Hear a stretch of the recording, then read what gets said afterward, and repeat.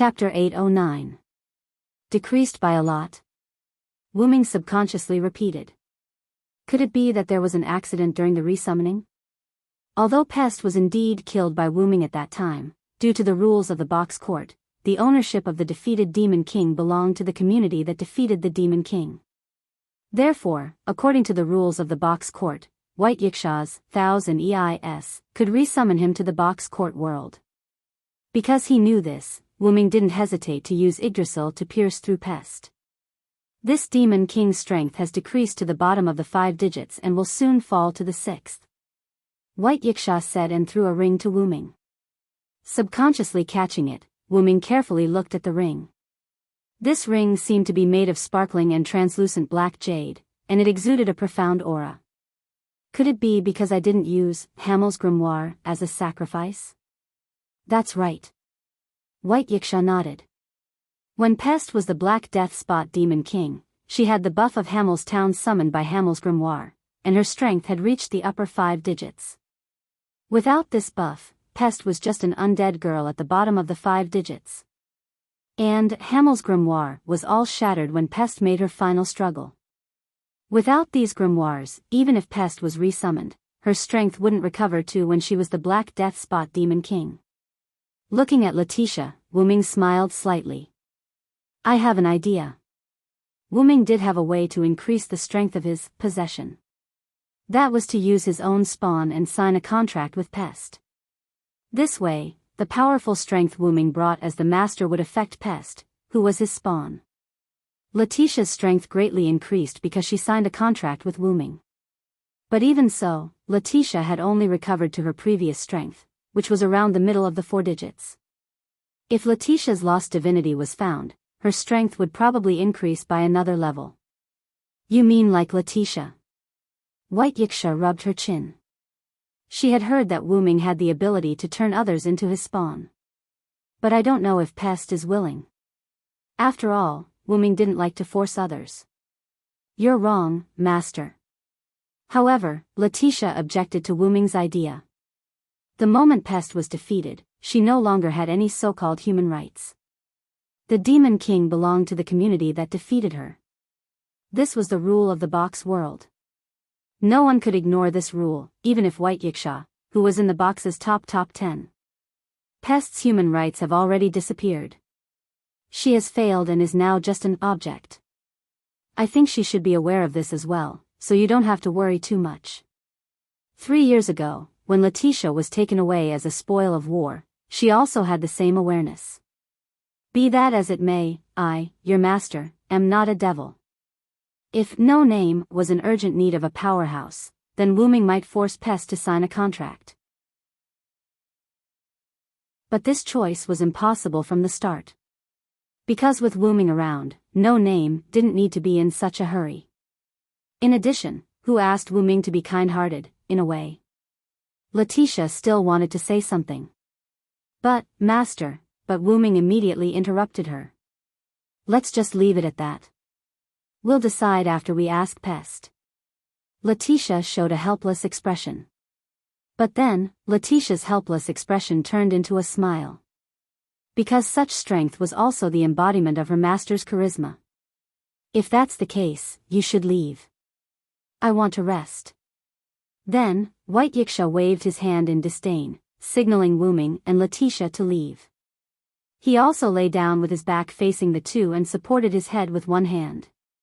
Wu-Ming handed the ring in his hand to Letitia, opened a portal, and signaled Letitia to go back first. Knowing that Wu-Ming had other matters to discuss with White Yiksha, Letitia obediently took the ring and entered the portal. Do you have something else to say? White Yiksha closed his eyes and asked without turning his head. I want to ask about the 2-headed dragon that appeared at the end of the fire dragon's birth ceremony. As soon as he said this, White Yiksha opened his golden eyes that had become extremely serious. I thought you went out to investigate this matter. I didn't expect you to ask me. White Yiksha turned over and sat up straight. Although they hadn't known each other for long, White Yiksha still understood Wu-Ming. Wu-Ming wasn't the kind of person who would investigate thoroughly before asking others. Therefore, since he asked, it meant that Wu-Ming really didn't know. I naturally left for other matters. However, since I'm back, I will naturally pay attention to the matter at hand. The inexplicable appearance of the two-headed dragon was a very serious problem. If it happened again and appeared in the city, the consequences would be unimaginable. No, if it appeared in the periphery of the East District, it would also be a serious problem. This was because the two-headed dragon was powerful and had a large number of people. Furthermore, they had a powerful splitting ability. If they appeared in the periphery and charged into the East District, there would be a lot of casualties. This was because no one could stop it, not even White Yiksha.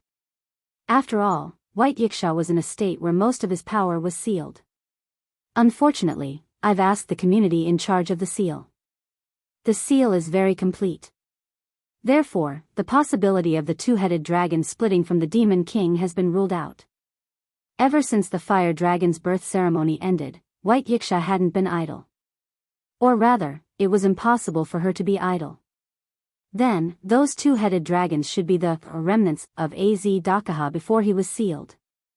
The key is, how did those two-headed dragons suddenly appear near the Fire Dragon's birth ceremony? If they were far away, there was no need to be afraid of actively preparing. What was scary was the fact that they appeared out of thin air. Regarding this, even she, White Yiksha, couldn't find any useful information. Appearing out of thin air, Wu Ming, on the other hand, had some ideas.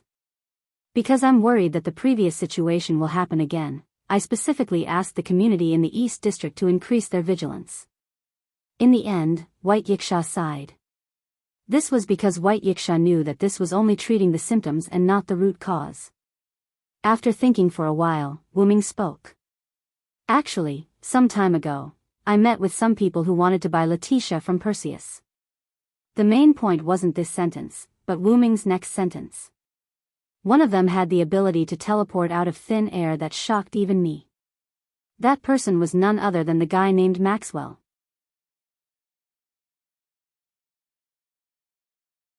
Chapter 8:10. That was a man who called himself Maxwell. He appeared beside me out of thin air. While I was distracted, he teleported away his companion who was suppressed by me.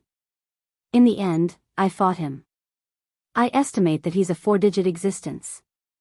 4 digits. White Yiksha nodded. A 4-digit existence was already the peak of the lower levels of the box court. Such an existence couldn't be unknown. However, no matter how hard White Yiksha thought, he couldn't figure out who this Maxwell fellow was.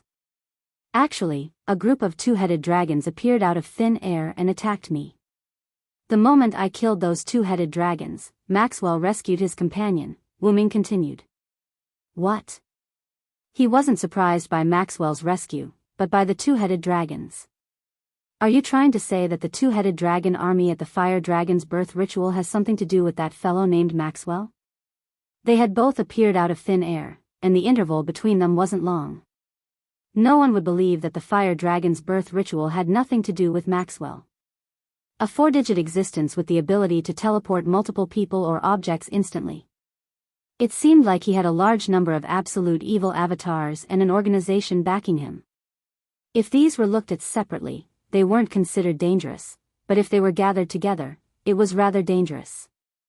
If that organization did something again, it would cause a serious crisis to the lower levels of the box court, even though it wouldn't exceed what the lower levels of the box court could withstand. This was something White Yiksha, who was a guardian of the box court, didn't wish to see. That Maxwell's companion, do you know their names or abilities? There's an unknown girl who's good at using daggers and has the gift of distance control. There's also a griffin named Glea Griffin, which has a powerful physical ability that far surpasses that of ordinary griffins. Their master is called Your Highness by the girl. Lastly, there's Maxwell. That's all I know. After handing over the information to White Yiksha, he would rely on White Yiksha's abilities to see if he could find any clues about the other party. After all, there was one thing Wu Ming didn't say: the other party knew him. No matter what, his main body definitely had a lot to do with the other party. This was also the main reason why Wu Ming took the initiative to look for White Yiksha. I got it. Next, I'll start searching with the information I have. White Yiksha wasn't confident that he could find the other party. After all, it was too obvious. Whether it was the other party's grace or name, he had never heard of them before.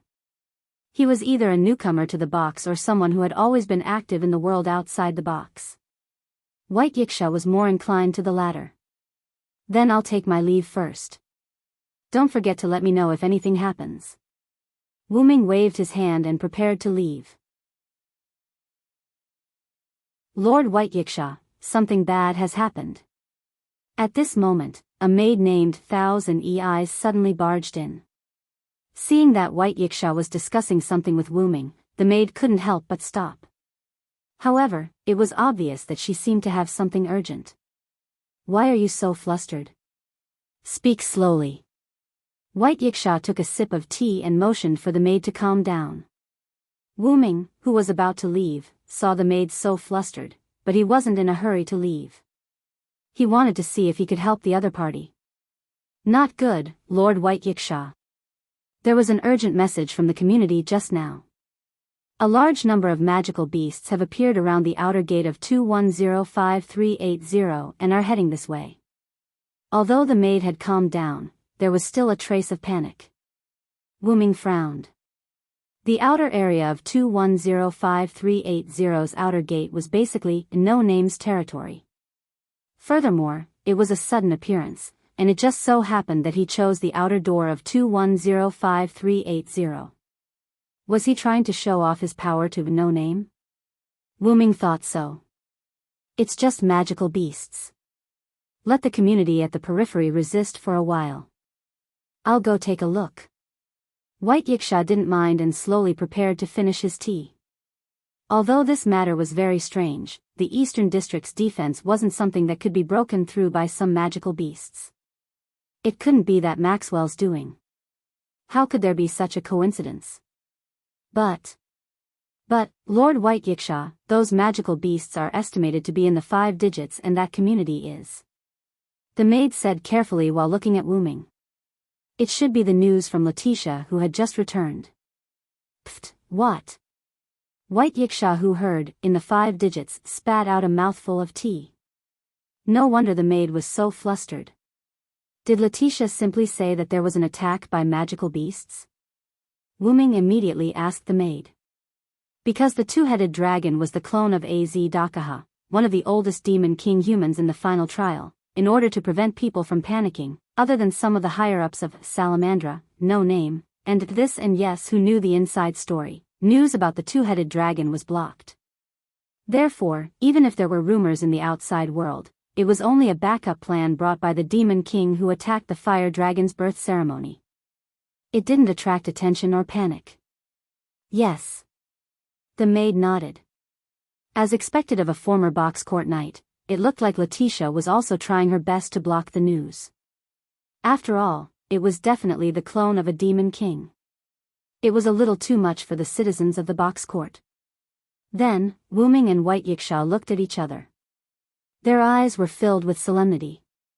Previously, they were still discussing what to do if someone used the two-headed dragon to attack the Eastern District. Now, it was here. It was really, speak of the devil. At the same time, Wu Ming and White Yiksha also felt the tremors of the earth from the two-headed dragon. How many two-headed dragons did it take to cause such a magnitude of earthquake? Without further ado, Wu Ming immediately opened the teleportation door. Let's go, White Yiksha. White Yiksha nodded with a gloomy expression and walked into the teleportation door with Wu Ming, leaving behind the maid who was at a loss. 2105380 Outer Gate, where no name was located. In the vast wilderness, magic puppets were arranged into several layers. They stood at the outermost periphery as if they were defending against something. Letitia probably ordered the magic puppets to form such a wall to defend against the two-headed dragons. The children of no name were nowhere to be seen. Wu Ming used his spiritual power to probe and found that the children were in no name's house.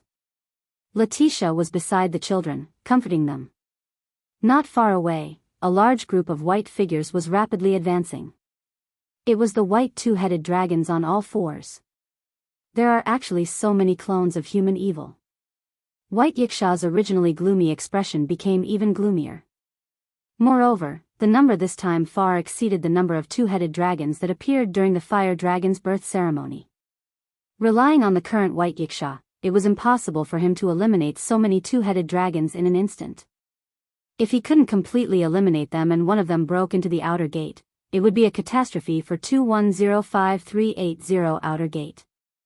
If he wanted to get rid of them in one go, White Yiksha might not be able to continue staying at the lower level of the box court. However, the other communities aside, No Name, which was at the outermost periphery, was the first to bear the brunt. Therefore, let me do it this time, White Yiksha. Wu Ming's eyes were filled with anger. Without a doubt, the other party was targeting No Name this time. The other party probably knew that No Name's main force was not in the community, so he dared to do whatever he wanted. However, the other party did not expect that Wu Ming had already returned.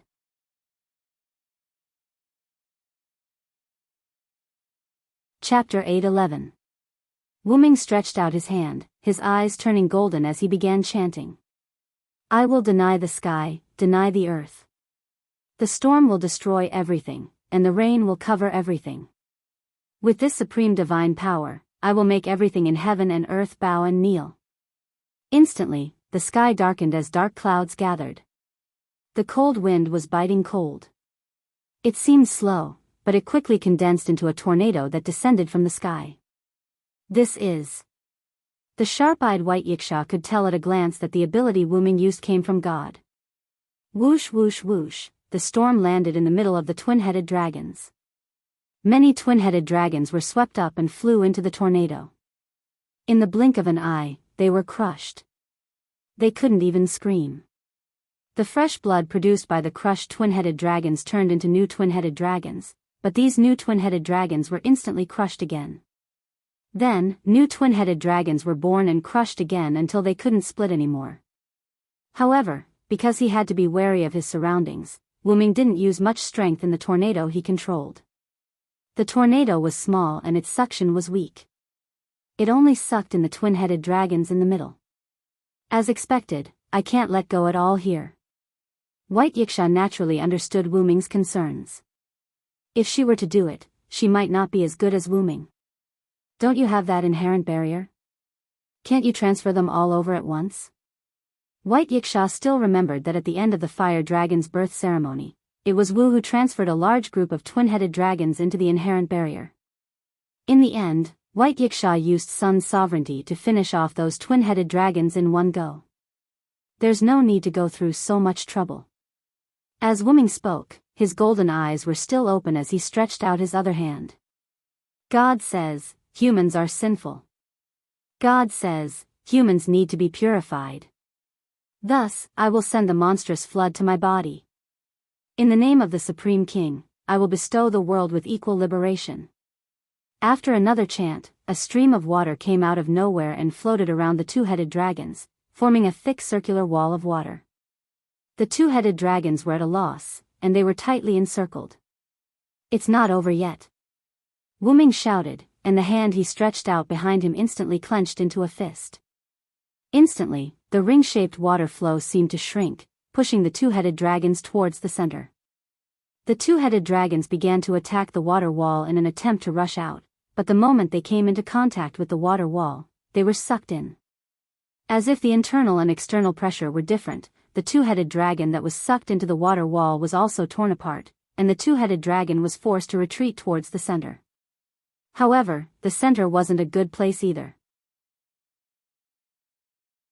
Unknowingly, the tornado had suddenly become stronger. Together with the circular wall of water, the two-headed dragon that was gradually approaching the center was completely engulfed by the tornado. Wu Ming placed his palms together, and the circular wall of water attached itself to the tornado. It was as if the tornado had put on a layer of water. Finally, he clasped his hands together. The water merged into the tornado, forming a magnificent waterspout. In the waterspout, the twin-headed dragons were torn apart again and again, and the new twin-headed dragons produced by the blood were the same. It was like a meat grinder. Slowly, the last twin-headed dragon whose blood couldn't split was torn apart, and at that moment, the blue waterspout turned red. In the end, the twin-headed dragon's blood couldn't continue to split into new twin-headed dragons, and the blood dyed the waterspout a bright red color. Thou hast violated the contract and brought evil to the world. Lord's Day, sinners shall be punished. Shatter their backs, dig out their tendons, bones, hair, and brains, and trample on their blood and mud. If I am the one who cannot approach the darkness, I will follow the Lord's words and destroy thee. Another chant was uttered, and a black sphere appeared in Wuming's hand. Wuming gently tossed it, and the black sphere flew towards the waterspout. The waterspout that was still spinning continuously sucked the black sphere formed by the annihilation incarnation into it. The moment the black sphere was sucked in, it began to emit a black light, like a black hole, or rather, a black hole. Suddenly, the entire waterspout was sucked in by the light emitted by the black sphere, as if it had really entered a black hole. In just a few seconds, the blood-colored waterspout disappeared, completely annihilated. Finally, Wuming snapped his fingers, and the black sphere floating in the sky was completely shattered with a bang. Bits of black magic power crystals scattered in the sky until they disappeared. The crisis that threatened No Name and even the East Borough was resolved. The entire process took less than 3 minutes. After that, seeing that the crisis was resolved, White Yiksha didn't compliment Wuming and quickly left. I'm going to contact the rulers of the other regions and have a good discussion about this incident. It seemed that the threat to the East Borough this time made White Yiksha unable to sit still. She was worried that it would affect the entire box court.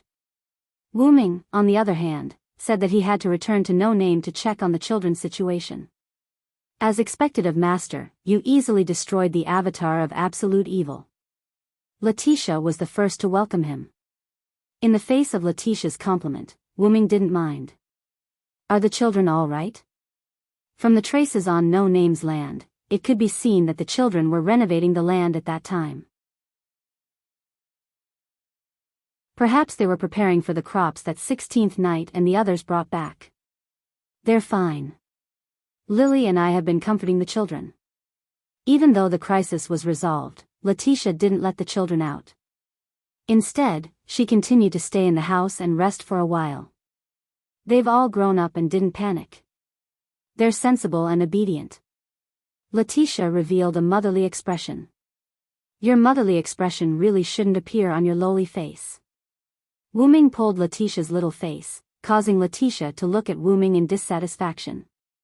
Even if it's Master, if you play with me wantonly, I'll still be angry. However, when Wuming stopped pulling and changed to touching her cheek, Letitia still rubbed against him in enjoyment. At the very least, you have to ask for my permission. This made Wuming not know whether to laugh or cry. What's with your arrogant tone? And don't forget, Letitia belongs to me. She has no human rights. The phrase, no human rights, was something that Letitia had said to Pest not long ago. In the end, Wuming used it to describe Letitia. Master, you're so annoying. Letitia curled her lips expressionlessly. However, in Wuming's eyes, it was quite cute. Anyway, she didn't realize it. After playing with Letitia for a while, Wuming became serious. Get ready, Letitia. Facing Letitia's doubtful gaze, Wuming explained. This attack isn't targeted at No Name, but the entire East District. No Name is just incidental. Wuming turned to look at the horizon. I'm safe here, but what if the same thing happens to other districts? Letitia's eyes suddenly shrank. Master, you mean, this is an attack targeting the entire district?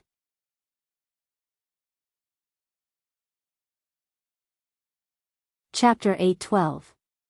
Wuming didn't care about Letitia's shock. It does seem that way.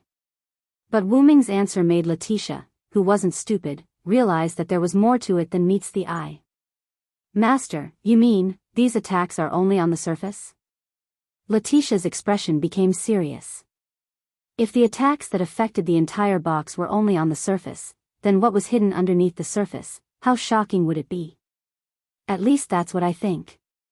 Then, Wuming looked at the magic puppet that was still standing in the distance. I'm going to fix No Name's defense. Letitia, go rest for a while. Later, come with me to find White Yiksha. Uncovering this layer of mystery was important, but the safety of No Name was more important. Yes, Master. Letitia nodded. But then, Letitia was stunned. What about Pest? As she spoke, Letitia took out Pest's summoning ring that Wu Ming gave her. I almost forgot. Lightly touching his chin, Wu Ming thought about how to deal with Pest. Wu Ming and Letitia didn't need Pest's power, but currently, the main members of No Name weren't here, and Wu Ming hadn't been to the southern district, so he couldn't find them in a short period of time. He had to immediately let Pest become a fighting force. How about letting Lily wear this ring? Wu Ming said tentatively as he and Letitia looked at each other. After a while, in No Name's meeting room, a scream suddenly came out. What? The scream, full of girlish energy, made the birds on the roof all fly away. No. No. Lily can't. The little fox girl Lily's face was red. She put her hands in front of her chest and couldn't help but step back. Slowly, Lily was forced into a corner. Then, Lily's body leaned against the wall and slid to the ground. No is no, but... Wu Ming calmly took a sip of the tea that Letitia made and looked at Lily, who was hiding in the corner. Why do you have to look like you've met a bad person? Letitia, who was standing behind Wu Ming, helped Wu Ming complain. After Wu Ming suggested that Lily use the summoning ring, Lily showed such a state. In short, Lily can't. Lily, who was sitting on the ground, kept shaking her head. Master Villo and Lady Letitia are both here. Why do you want Lily to use the summoning ring? Lily's face was a bit unnatural. It wasn't that she hated the devil, but Lily felt that she would waste this power. Since Lily doesn't agree, then let's change our method. Letitia was still very soft-hearted towards the children of No Name. After all, Lily was still a child. If possible, Letitia really didn't want a child like Ren to stand out. Actually, this is what I'm thinking. Lily has been staying in No Name all this time. For now, letting her use Pest's ring is the best solution. Wu Ming finished the tea in his cup and put it down. But since Lily is unwilling, I'll change my plan. Wu Ming's words made Lily sigh in relief. Although she felt that she couldn't bear the devil's power and would waste this power, if there was really no other way, Lily was willing to accept and work hard to motivate herself. But since there was another way, it was the best. Master, do you have any other ideas? Letitia felt that her master was omnipotent. I know of a ritual that can use a holy relic to summon the clone of a deceased person called a heroic spirit. Holy relic? Heroic spirit? Heroic spirit? Clone? Letitia and Lily were confused. The box court world didn't seem to have the concept of holy relic and heroic spirit. Simply put, it's using an antique to summon a spirit. By the way, I can be considered as a summoned spirit right now. Is that Lord Villo dead? Lily's face instantly became sad. But Wu Ming didn't know whether to laugh or cry and shook his head. I'm here to find my body. I'm not dead. Calm down, Lily. Right. Right. Lily's cheeks became red again because of embarrassment.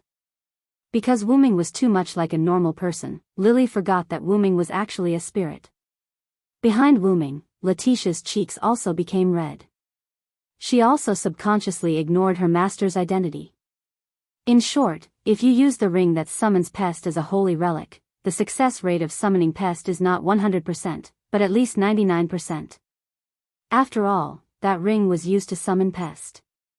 There was no reason for the summoning to fail. Then, Wu Ming took out the ring to summon Pest. Moreover, Pest summoned as a heroic spirit might be able to increase his strength. And this would solve the problem of Pest's strength. Of course, the specifics would only be known after the summoning. Wu Ming started drawing a magic circle in the meeting room. The materials used were naturally from No Name's warehouse. Although No Name wasn't particularly rich now, it was still considered to be in the middle class. He melted the gemstones with special magic to obtain the gemstone solution. Then, he added it into the blood of the griffin to draw the magic circle. There were no fancy operations. It was just a simple drawing of the magic circle. Then, Wu-Ming placed the ring used to summon Pest in the palm of his hand and began to chant the summoning oath. Declare. In an instant, Wu-Ming, who was standing in front of the magic circle, poured his magic into the magic circle. The whole room darkened. Letitia and Lily, who were watching from the side, revealed solemn expressions. Thou shalt hear my command. Thy sword is with me. Answer my summons immediately. Just like the magic circle, Wu-Ming's oath to summon Pest was also simple. Instantly, the magic circle and the ring on Wu-Ming's hand lit up at the same time. Then, Wu-Ming increased the amount of magic he poured into the magic circle. Gradually, the magic circle and the ring became brighter and brighter. Lily, who was the weakest in the room, couldn't help but cover her eyes. When the light reached its peak, the whole room seemed to have come to a standstill. Then, as if something had leaked, a sound was heard. Puff, the whole room was filled with smoke. Letitia hurriedly shielded Lily, afraid that she would be hurt. However, the smoke was actually the magic gas from the griffin's blood that had been added with gemstone solution. At this moment, the magic circle that was covered by the smoke stopped shining. The same went for the ring on Wu-Ming's hand. Wu-Ming waved his hand and the magic gas was instantly blown away, revealing the magic circle and the petite figure standing in it. Wu-Ming smiled at this. Success.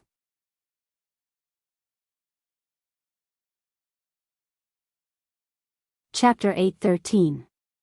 Standing in the middle of the magic circle that had dried up, Pest slowly opened his dark red eyes that symbolized the Black Death. Avenger, Pest, at your command, my master. Pest looked expressionlessly at Wu-Ming, who was standing in front of him, as if he was speaking subconsciously.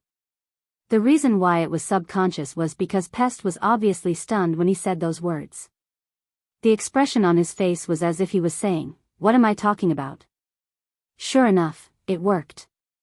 The magic circle that summoned Pest was modified by Wu-Ming, and it was the same magic circle that Wu-Ming used when he returned. Although Wu-Ming had no problem using it on himself, Wu-Ming was worried that something might go wrong if he used it on Pest.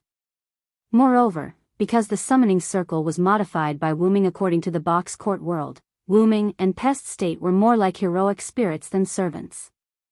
In fact, there was not much difference. After all, Pest was not a living person, but a ghost.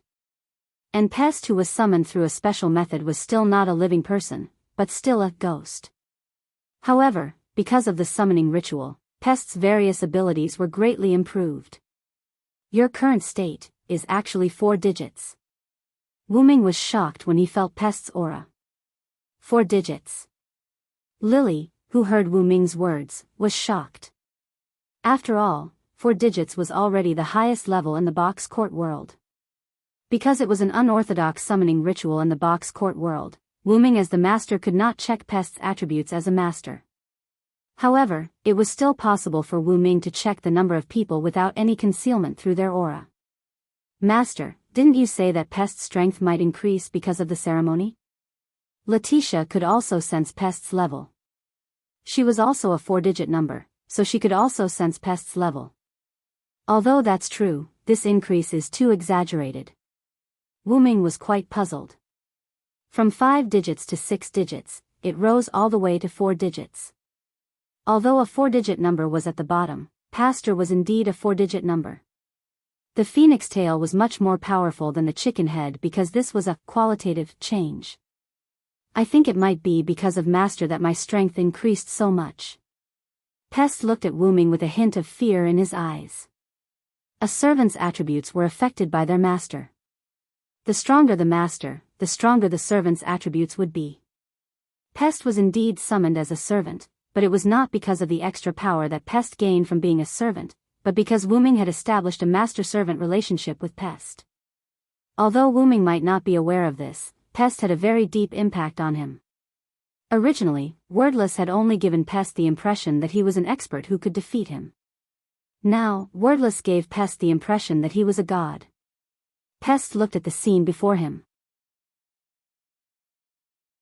A dragon was crawling in the universe filled with dense chi. Every breath he took gave Pest immense pressure. Gradually, the dragon's breathing stabilized and his eyelids twitched. Slowly, the dragon's eyes opened a sliver. Just the twitching of its eyelids made Pest feel fear. The opening of its eyes greatly affected Pest's mind. It was as if his brain had been stirred into a mess. Pester suspected that if he waited for the dragon to fully awaken and look at him with its huge dragon eyes, he might lose his mind. Fortunately, the moment the dragon fully opened its eyes, Pest was summoned and stood in the center of the magic formation. The moment Pest was summoned, he learned some information about Wooming through the contract he had with Wooming. But because of this, Pest was so obedient and looked at Wooming with eyes full of fear. However, Wooming did not notice Pest's fear of him. He was interested in what Pest said. You know that the master's strength can affect the servant's strength? Is this knowledge from the summoning ritual? The only reason Pest knew that the strength of the master could affect the strength of the servant was because of the Holy Grail's knowledge. However, there was no Holy Grail in this world. How could such knowledge be imparted to Pest? Pest, how do you know this? I learned it from you, master, Pest answered honestly. The moment she formed the contract with Wooming, not only did Pest see the universe Wooming brought to her, but she also learned some knowledge about the Holy Grail war from Wooming. Memory sharing? But this kind of situation will only happen when you're asleep. It was common knowledge that the master would dream of the servant's past. If the servant was asleep, the servant would also dream of the master's past. This was a result of the contract, and it was mutual. When Pest is not summoned, she should be asleep, Letitia suddenly said. But facing Letitia's question, Pest was very reluctant, but in the end, she nodded honestly. After Pest was killed, she was indeed in a state of hibernation. That's not right. I only know the knowledge. It's impossible for me to only know the knowledge in my dreams. There must be something else. Wooming frowned and squinted at Pest.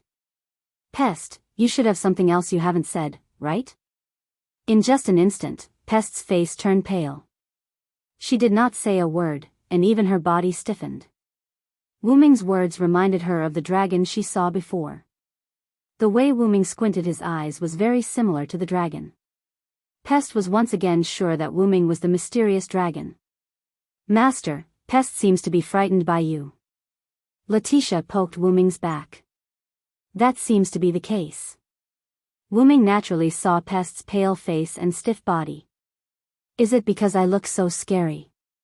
He could not help but touch his face. No matter how he touched it, it was still a handsome face. How could he scare Pest?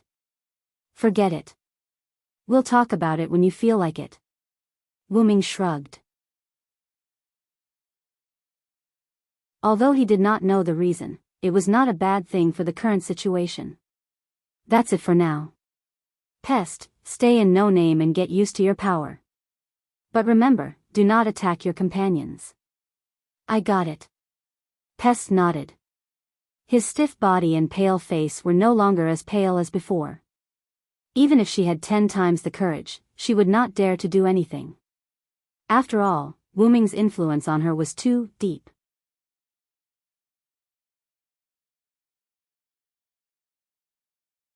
Chapter 8:14. After settling Pest down, Wooming checked No Name's magic puppet. After confirming that there were no mistakes, Wooming left some rune magic on the ground around No Name. Originally, Wooming wanted to set up some magic traps directly, but Wooming would feel bad if unrelated people fell for them. Therefore, Wooming changed it to detection magic. If he sensed any strange people or things, Wooming would immediately use the portal to return. Of course, Wooming felt that there shouldn't be any more enemies in the near future. After all, the enemy's goal wasn't No Name, but something else. However, to be cautious, Wooming still did so. After checking again that there were no mistakes, Wooming opened the portal and returned to No Name's meeting room. Pest returned to her assigned room alone. Before familiarizing herself with her body's strength, she needed to recover her spirit. After all, the giant dragon in her dream had affected her too much. On the other hand, Lily and the other children of No Name began to work again. After all, the children of No Name had all suffered before, and this made them even more restless. However, because of Wu Ming's instructions, they didn't go outside. Instead, they worked in the room, such as cleaning. Only Letitia was waiting for Wu Ming in the meeting room. "Master, are the preparations complete?" Letitia, who was sitting on the sofa and waiting for Wu Ming, immediately got up when she saw Wu Ming arrive. "Okay, let's go." "Letitia, let's go find White Yiksha." "Yes, Master." 2105380 Outer Gate, inside the Thous and Yes branch. White Yiksha sat there with a distressed look on his face. His arms were crossed in front of his chest as if he was waiting for someone. Black and purple ripples appeared out of thin air, and Wu Ming walked out with Letitia. "You're finally here." Seeing the person he was looking forward to, White Yiksha's restless face relaxed a little. "Look at you. Did you get some bad news?" It was still the same cushion as before. Wu Ming directly pulled it over and unceremoniously sat in front of White Yiksha. "I just received news that the West, North, and South districts were also attacked by Absolute Evil's avatar." "What?" Letitia, who was sitting beside Wu Ming, was shocked. Her master was right. This is bad news. However, from the looks of it, the two-headed dragon army in the other districts should have been dealt with. Wu Ming wasn't surprised at all. He was rather calm. "It's all been dealt with. Otherwise, I wouldn't be sitting here waiting for you." Although White Yiksha was the ruler of the East District, she would take action if there was a disaster that affected the entire Hakata. Of course, it was the same for the other guardians. Then, the situation in the other districts and Eyes and Eyes. "Be in the eyes," Letitia said Letitia's in eyes. According to Wu Ming's understanding, the class ruler of the West seemed to be a cadre of Thous and Eyes, but Wu Ming didn't know the details. Noticing the confusion on Wu Ming's face, Letitia explained for Wu Ming. "Master, the class ruler of the West that Lady White Yiksha mentioned is called Demon Laplace. He's one of the cadre of Thous and Eyes. Due to his ability, he has been in a deep slumber." White Yiksha spoke as well. Letitia's ability is actually referring to his powerful prophetic ability. Could it be the cadre of Thous and Eyes who predicted that a demon king would attack Fire Dragon's birth ritual? Wu Ming suddenly thought. Being a cadre of Thous and Eyes and having prophetic abilities made it easy for people to associate him with the cadre of Thous and Eyes who had given a 100% accurate prophecy. That's right. The prophecy of Fire Dragon's birth ritual was given by him. However, that fellow is in a deep slumber all year round, so there's no need to pay attention to him. In short, nothing major happened in the West because of his unexpected awakening. White Yiksha didn't plan on explaining Demon Laplace to Wu Ming. However, although he had coincidentally woken up, he wasn't weak to be able to deal with Absolute Evil's clone. That Demon Laplace was at least in the 4 digits. Wu Ming thought so. As for the South District's Absolute Evil clone, it was 16th Knights and Company who helped deal with it. They also gained a wave of No Name's reputation. I have to say that they did well. 16th Knights and Company, who were participating in the Dragonhorn Griffin Lions Harvest Festival in the South District, happened to encounter this matter. However, they almost destroyed the Harvest Festival, and they didn't realize it at all. However, White Yiksha looked like he was gloating. As expected of problematic children. Black Rabbit will probably cry for a while. Wu Ming smiled helplessly. After all, they were problematic children. Benevolence and Black Rabbit had it quite hard. The situation in the North District isn't very good. It's different from the West and East Districts, which are basically undamaged. It's also different from the South District, which has few casualties. The North District can be said to be the worst area. The streets and houses are damaged, and there are many casualties. White Yiksha's expression became melancholic. It's because of Shadora and Company. Wu Ming understood very well why. Shadora was one of the rulers of the North District's hierarchy. This meant that there were others who shared the position of ruler. Why was that? Naturally, it was because no one in the community in the North District had the ability to be the sole ruler of the hierarchy. Therefore, there were many rulers of the hierarchy who managed the North District together. Wuming did not know much about the rulers of the other classes, but Wuming knew about Shadora. Shadora's individual strength was not enough to fight against the two-headed dragon army. As for Salamandra, a community that relied on group battles, they were also unable to fight against the two-headed dragon army that was also good at group battles. Not to mention, Absolute Evil's doppelganger had the strength of a deity, which was only in the 5 digits. It was probably the same for the other communities of rulers of the other classes. Therefore, when the two-headed dragons attacked the North District, they were unable to eliminate all of the two-headed dragons in an instant. As a result, the two-headed dragons rushed into the city and caused destruction, causing casualties. Lord White Yiksha, I remember that there's that existence in the North District, right? Letitia suddenly asked. That existence? Who's that? Wuming was puzzled. After all, in terms of being familiar with the world of the box, Wuming was a complete novice compared to Letitia. You're talking about that great devil, right? White Yiksha shook a fan that he had taken out of nowhere. Closing the fan instantly, White Yiksha said the other party's name. A great devil born at the boundary between life and death, the leader of the community, Willow's Wisp. He's known as the strongest devil in the North District, Vera Za Ignifatus.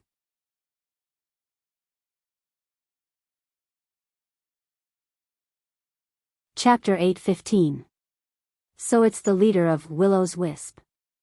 Wuming came to a realization.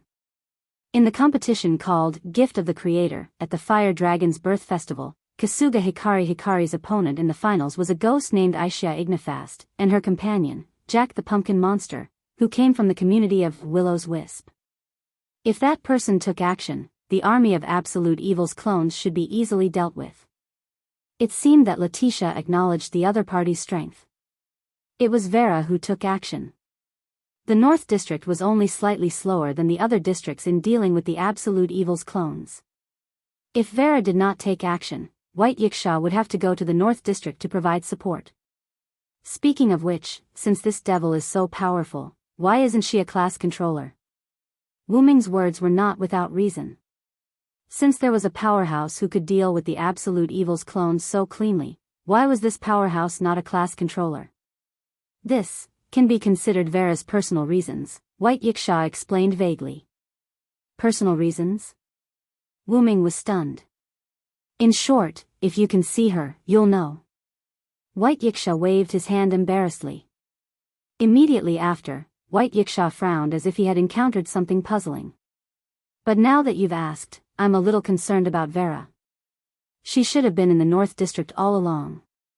Why didn't she appear in time to deal with the two-headed dragon army? Could it be that she was delayed by something else? Letitia guessed. That shouldn't be the case. Although she has quite a personality, even if there was something else, she should have put down the matter at hand and dealt with the two-headed dragon's invasion crisis. However, Wuming thought of something. The reason she was delayed, could it be that she fought with the enemy who transferred the two-headed dragon army? After all, the invasion of the Absolute Evil clones that attacked the entire Hakuto was man-made. Wuming and the others did not encounter the enemy, but it did not mean that the people in the other districts did not encounter them. Then, Wuming's guess was not without reason. That's possible. White Yiksha's expression was solemn as he nodded. However, because White Yiksha was only collecting information unilaterally and had not seen the person involved, he could not make a judgment. Without further ado, Wuming and White Yiksha began to discuss serious matters. I say, White Yiksha, don't you think the attack this time is very strange? Tell me what you think. White Yiksha was naturally a smart person. If Wuming could see that there was a problem, so could White Yiksha. Absolute Evil's doppelganger may seem powerful, but every region has the ability to deal with it. I think the other party definitely understands this. So, why are they still doing this? Although the griffin named Glea Grove and the black-cloaked girl were easily taken down by Wooming, Wooming didn't think that the other party was a weakling. The black-cloaked girl had the grace of distance control. It didn't seem like much, but it was actually a very rare grace. As for that griffin, although it didn't have any special abilities, it was possible that it hadn't exposed itself yet. Furthermore, the other party's strength was extraordinary. Although it was easily suppressed by Wooming, it was only because Wooming had used giant transformation. Apart from 16th Night, Wooming couldn't guarantee that anyone could wrestle with the griffin. There was also that fellow named Maxwell. Wooming had never understood his ability. On the surface, it looked like a simple teleportation, but Wooming's sixth sense told him that it wasn't that simple. Moreover, Maxwell had an inexplicable resurrection ability. Just this alone made Wooming unable to do anything to him for the time being. It could also be a doppelganger or an illusion. In short, Maxwell was very difficult to deal with. Finally, the other party's master, the so-called Highness whose background was unknown, and Wooming couldn't be sure if there were others. In short, this faction wasn't simple to Wooming. I feel that this attack is just a pretense. It's a cover for the other party's next plan. Oh, did you discover anything? White Yiksha opened his fan with a whoosh. No, Wooming answered rather calmly. If you didn't, then what are you talking about? White Yiksha was quite angry. She thought that Wooming had discovered some clues. Although I didn't discover anything, we can analyze it. Wooming smiled slightly. In this double-headed dragon's attack, which districts suffered the most serious damage? The North and South districts, Letitia immediately answered, giving Wooming face. Although the damage in the South district was mainly caused by 16th Night and the others, that's right. The West and East districts didn't suffer much damage. Therefore, the other party's next plan might be carried out in these two damaged districts. After all, the more chaotic it was, the easier it was to stir up trouble. This was the principle of fishing in troubled waters. White Yiksha gently waved his fan and nodded slightly. It does make sense. Seeing White Yiksha nod, Wooming continued. This double-headed dragon and the final double-headed dragon in the fire dragon's birth ceremony in the North District must be done by the same person, or rather, by the same faction. Then, Wooming changed the topic. And if you say that pest has nothing to do with the other party, I don't really believe it. Letitia and White Yiksha were stunned and then fell into deep thought. Indeed, if pest had nothing to do with the double-headed dragon that appeared in the end, no one would believe it. If pest is the other party's person, and if we had lost the competition, then as the leader, White Yiksha, wouldn't he have fallen completely into the other party's hands? As soon as Wooming said this, both Letitia and White Yiksha felt a chill down their spines. Yes, if they had lost the competition, White Yiksha would have become Pest's possession. And if Pest was the person who created the double-headed dragon, then White Yiksha would have fallen into the other party's hands. Both Letitia and White Yiksha knew White Yiksha's power very well. If he was used by someone, the consequences would be unimaginable. Although there was a reason for his defeat, White Yiksha knew that he was too powerful, so he chose to submit to the Buddhists in the end. He obtained Yiksha's godhood and belittled himself. Under the premise that this hypothesis is true, let's change our focus. Wooming once again raised a new point of focus. The other party once wanted to purchase Letitia. Letitia and White Yiksha broke out in cold sweat again. You mean that the other party is collecting powerhouses? White Yiksha frowned. Luce once said that the person who wanted to purchase Letitia from Perseus was someone outside the box court. And when I went to meet those people, I was attacked by the double-headed dragon. Since you can't find any information about the enemy who lured the double-headed dragon here at the fire dragon's birth ceremony, this matches up. White Yiksha was enlightened. I see. Because the other party is someone outside the box court, it makes sense that we can't find any information. Immediately after, White Yiksha thought of some information that he needed to inform Wooming. Actually, the hierarchy in the South District has changed.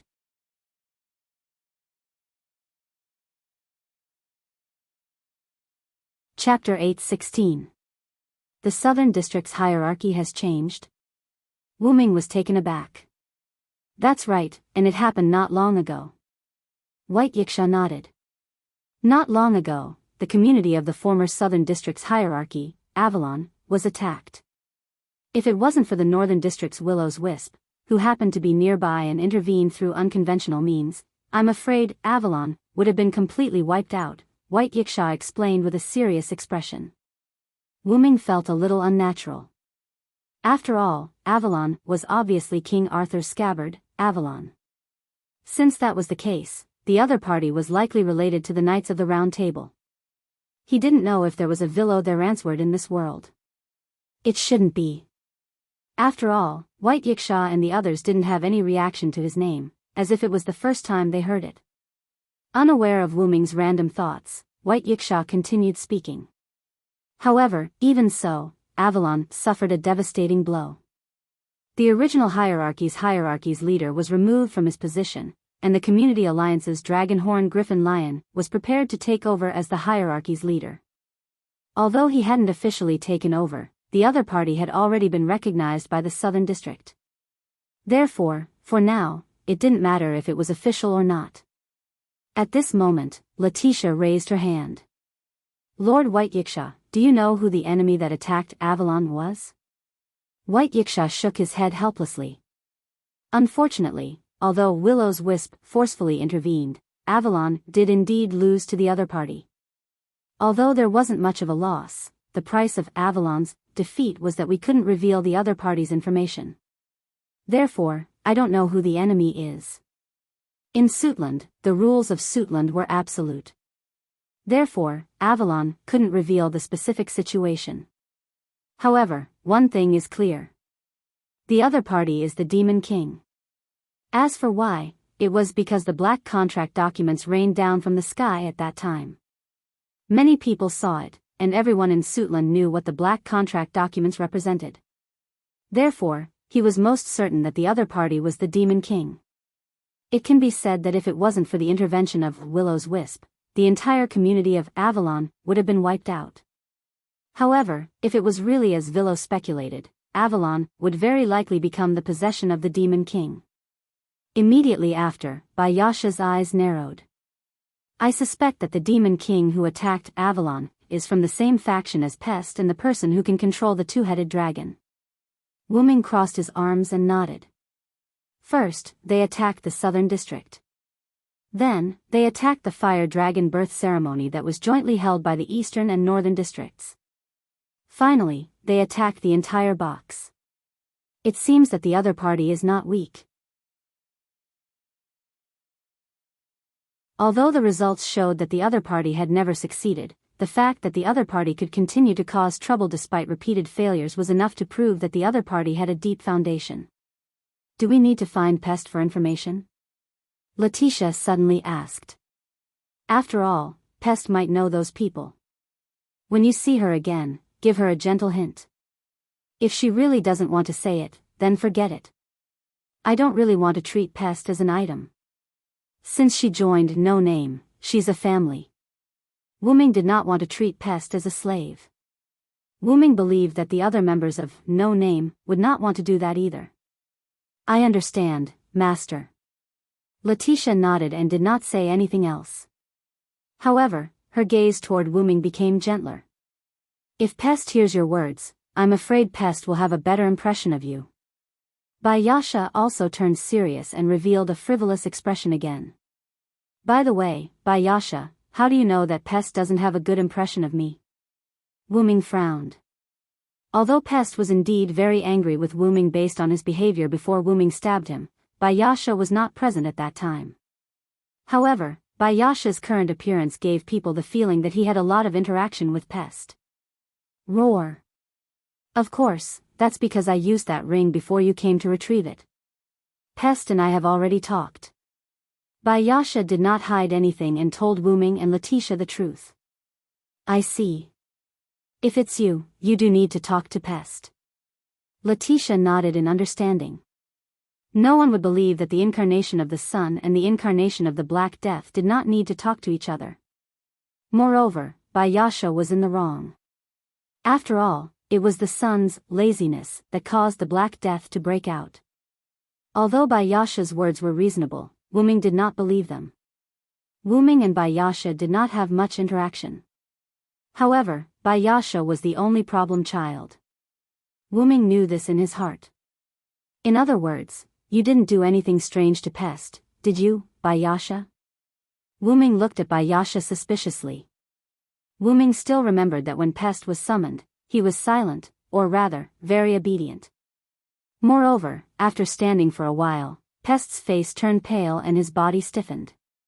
It looked like his spirit had suffered a severe blow. Now that he thought about it, could it be that Bayasha did something to Pest? What are you talking about? Pest and I just had a good conversation in various aspects. Yes.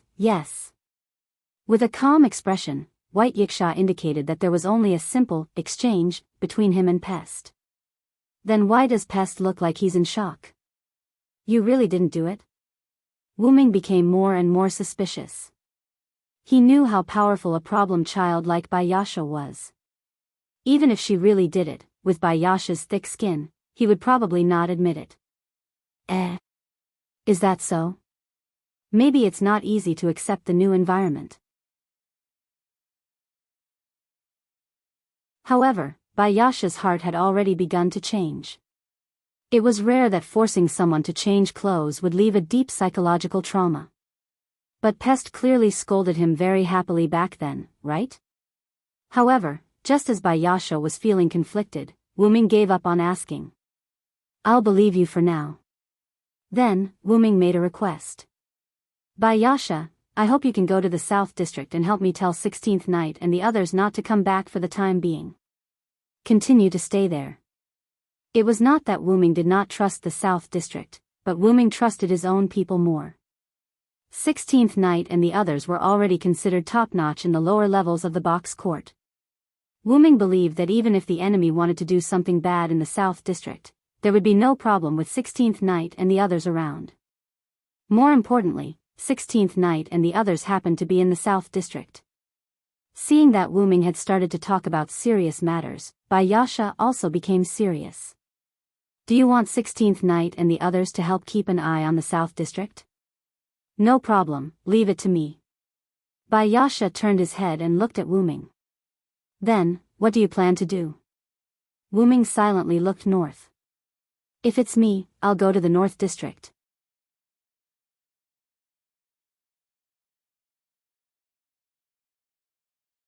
Chapter 8:17. The Southern District is guarded by 16th Night and the others, while the Eastern District is guarded by you, so I've decided to check out the situation in the Northern District. Wuming retracted his gaze from the north and looked at White Yiksha again. I should be relieved to leave the Eastern District to you, right, White Yiksha? Wuming teased with a smile. Wuming didn't look down on White Yiksha just because he couldn't do anything against the twin-headed dragon army. The star spirit of the sun, the devil king of the White Knight, White Yiksha's ability was beyond Wuming's imagination. If White Yiksha recovered his two-digit main body, he would definitely be able to capture the absolute evil doppelganger easily.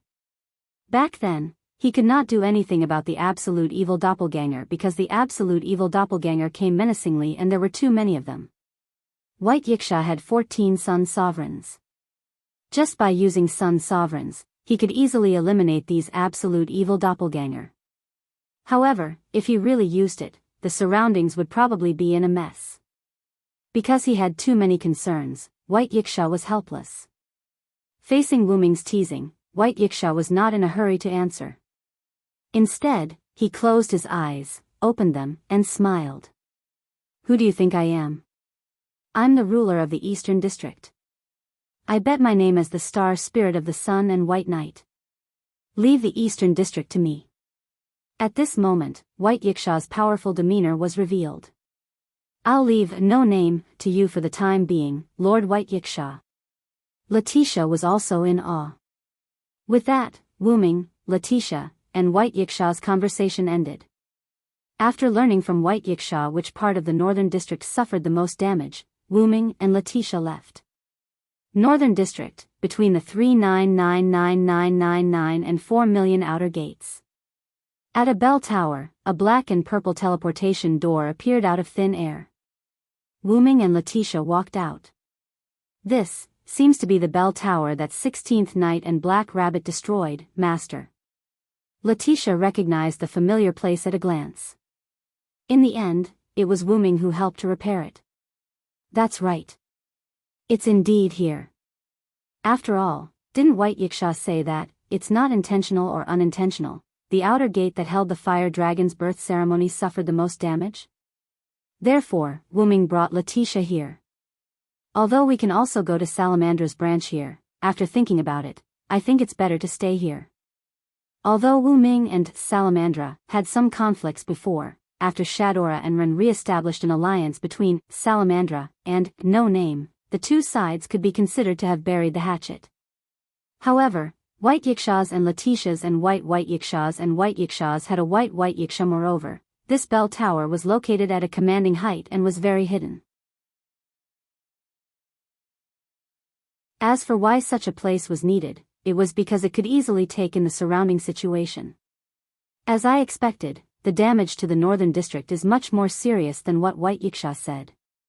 They walked to the window of the bell tower and looked around. White Yiksha might have said that the northern district was only slightly slower than the other districts in dealing with absolute evil's doppelganger, but sometimes, being slightly slower would delay things, such as the current northern district.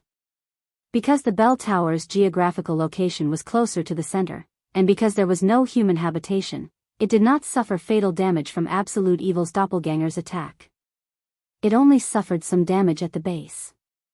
Moreover, the other outer gates were not so lucky. Wuming looked around. 7 or 8 of the 10 buildings were completely destroyed. The remaining 2 or 3 were so damaged that they were uninhabitable. Not only that, but Wuming also saw many bloodstains on the streets. These should be the residents' blood. After all, the blood of the two-headed dragon could split again, and it could be the blood of the two-headed dragon that could not split again. However, compared to this, Wuming felt that the two-headed dragon had been killed by people using special methods. He could not see any civilians. They might have been transferred to other outer gates to take refuge. Perhaps it was because the battle had just ended, but the people walking on the streets were basically all fully armed members of the Northern District community. This was because everyone had their own community's coat of arms. Wuming even saw people from Salamandra. Some of them were patrolling to see if there were any other survivors, while others were specifically searching for any two-headed dragons that had been left behind. The possibility of the former was not small.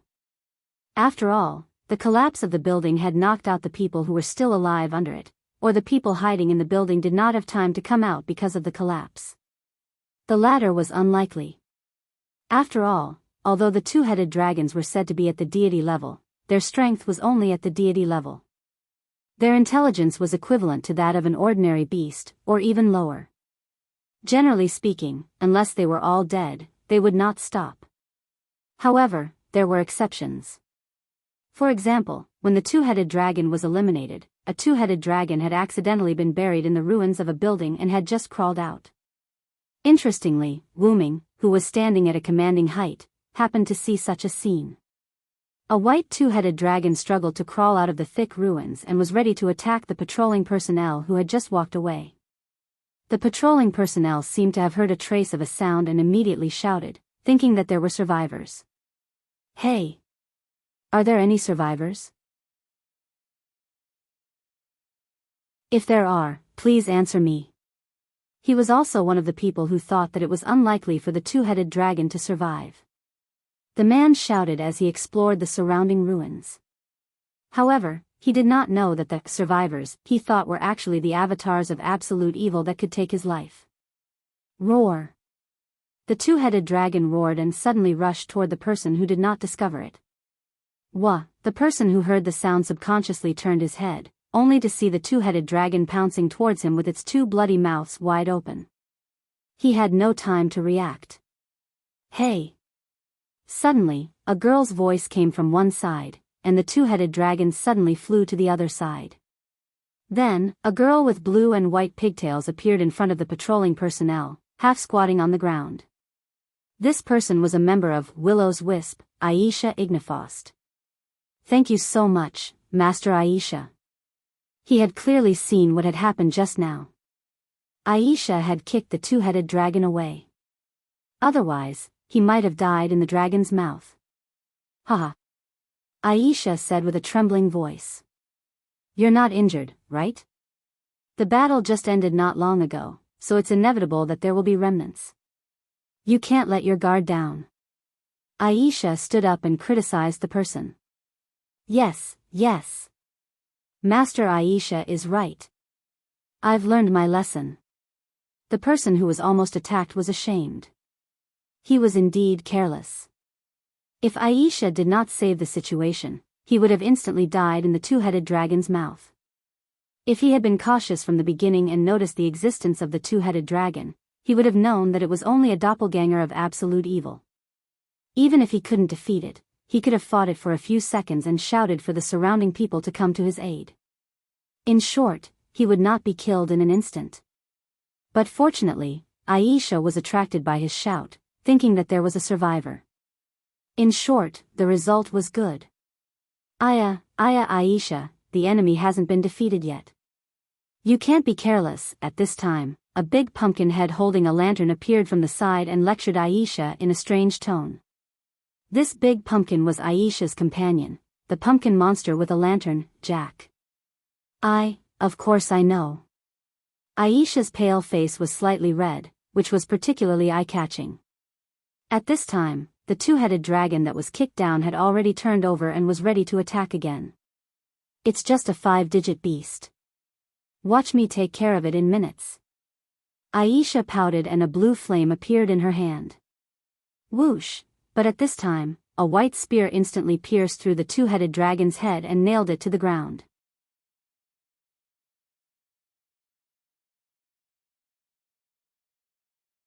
Chapter 8:18. Who is it? Aisha immediately became alert and looked in the direction where the spear came from. That was the location of the clock tower. However, the other party appeared from behind Aisha. Long time no see, Aisha, Jack. A dark purple portal appeared behind Jack, and Wooming and Letitia walked out. Oh, so it's Lord Villo and Lord Letitia. Long time no see. Jack immediately greeted Wooming. As a maid, Letitia was befitting of her identity. She slightly bent her back and nodded. Lord Villo and Lord Letitia, why are you in the Northern District? When Aisha saw that it was Wooming and Letitia, she stopped throwing tantrums. Letitia was a senior in the box court, so Aisha naturally knew about her. The news of Wooming defeating the Demon King with a holy spear at the end of the fire dragon's birth ceremony also spread like wildfire. Although Wooming and Letitia were in the no-name community, Aisha would not look down on them because of this. The strong would be respected no matter where they went. So it's Lord Villo and Lord Letitia who defeated the Demon King. The person who was saved by Aisha also recognized Wooming and Letitia. After all, the fire dragon's birth ceremony had just ended. Taking advantage of the popularity, Wooming was quite famous in the Northern District. Hurry up and go. Remember to be careful in the future. Not everyone will come to save you at all times. Seeing that Wooming and Letitia had arrived, Aisha hurriedly prepared to send away the person she saved. Yes, Lord Aisha. I won't disturb your conversation with Lord Jack and the other two. The person quickly got up, bowed to Aisha and Wooming, and then quickly left. He still had to continue patrolling and see if there were any survivors. I didn't know that you were quite famous.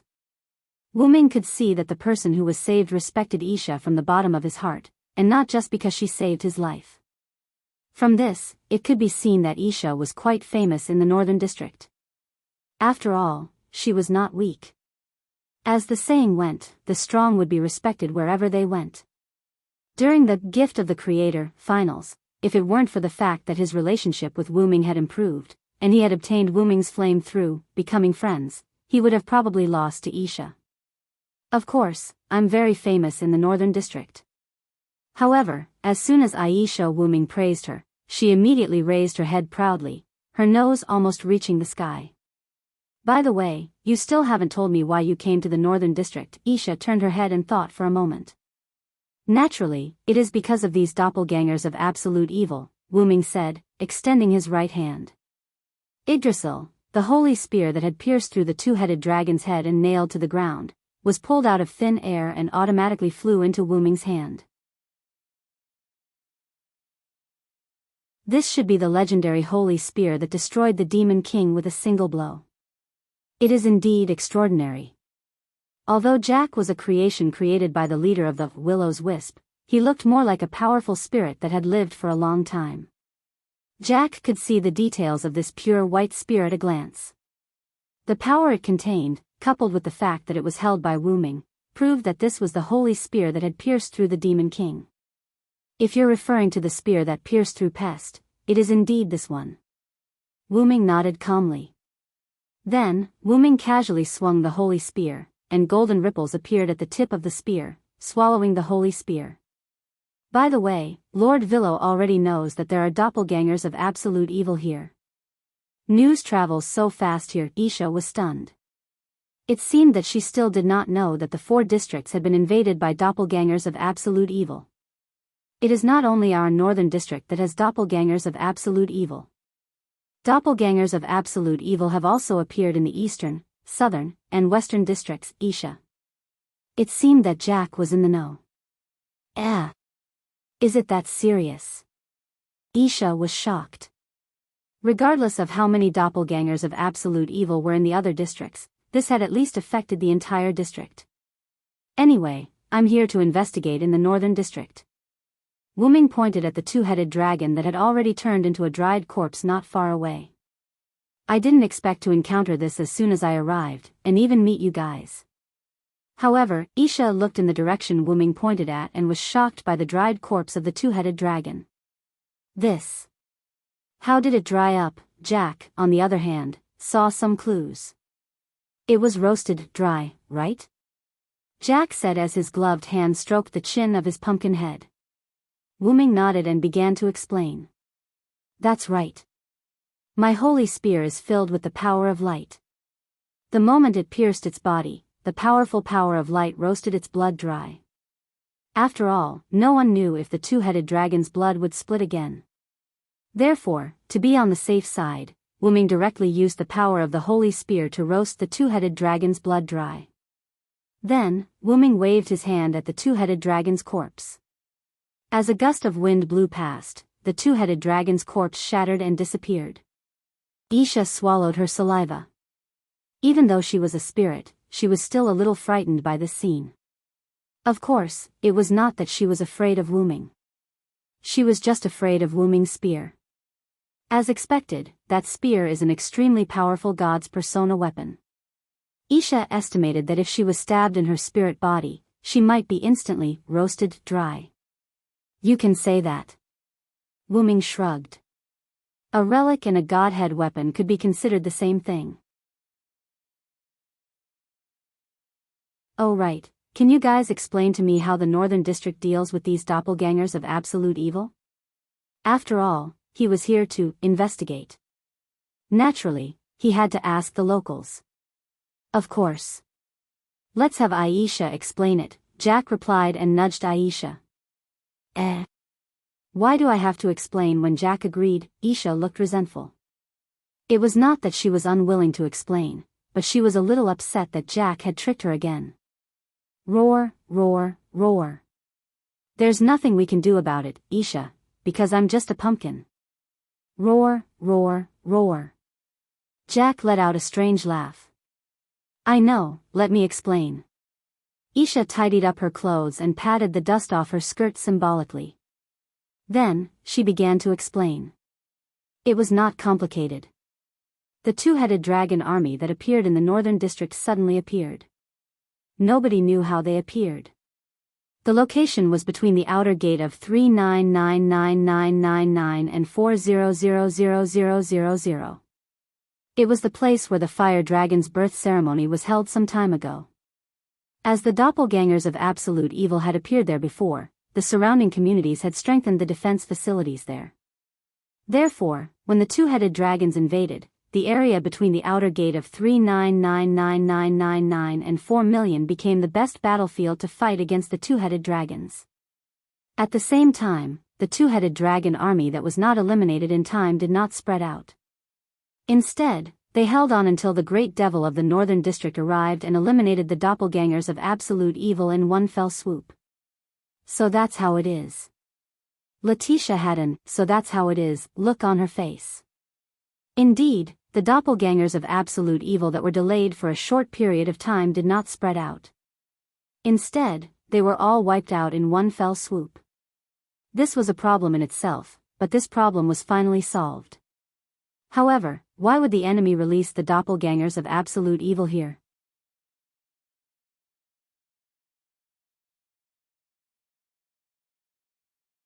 Chapter 8:19. Sighing helplessly, Wu Ming could be considered to have accepted it. Sure enough, the courtyard is a magical place. Then, Wu Ming closed his eyes and began to search. After Wu Ming closed his eyes, Letitia revealed a happy smile.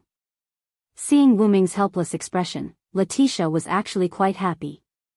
However, Wu Ming did not know what Letitia was thinking at the moment. He was now fully releasing his spiritual force, preparing to instantly scan the entire outer door. In the courtyard, Wu Ming's spiritual force was basically in a closed state. Even if it was opened, it could only cover a few meters around him. After all, there were many strange people in the courtyard, and there were also many strong people. If he wantonly used his spiritual force to scan, it would easily cause unnecessary misunderstandings. Then, why did Wu Ming want to wantonly use his spiritual force now? It was not because of the so-called crucial moment, but because Wu Ming was preparing to do a detailed operation. Searching without touching anyone. It sounded ridiculous, but it could be done. Or rather, Wu Ming could do it. Wu Ming's spiritual force was extremely powerful.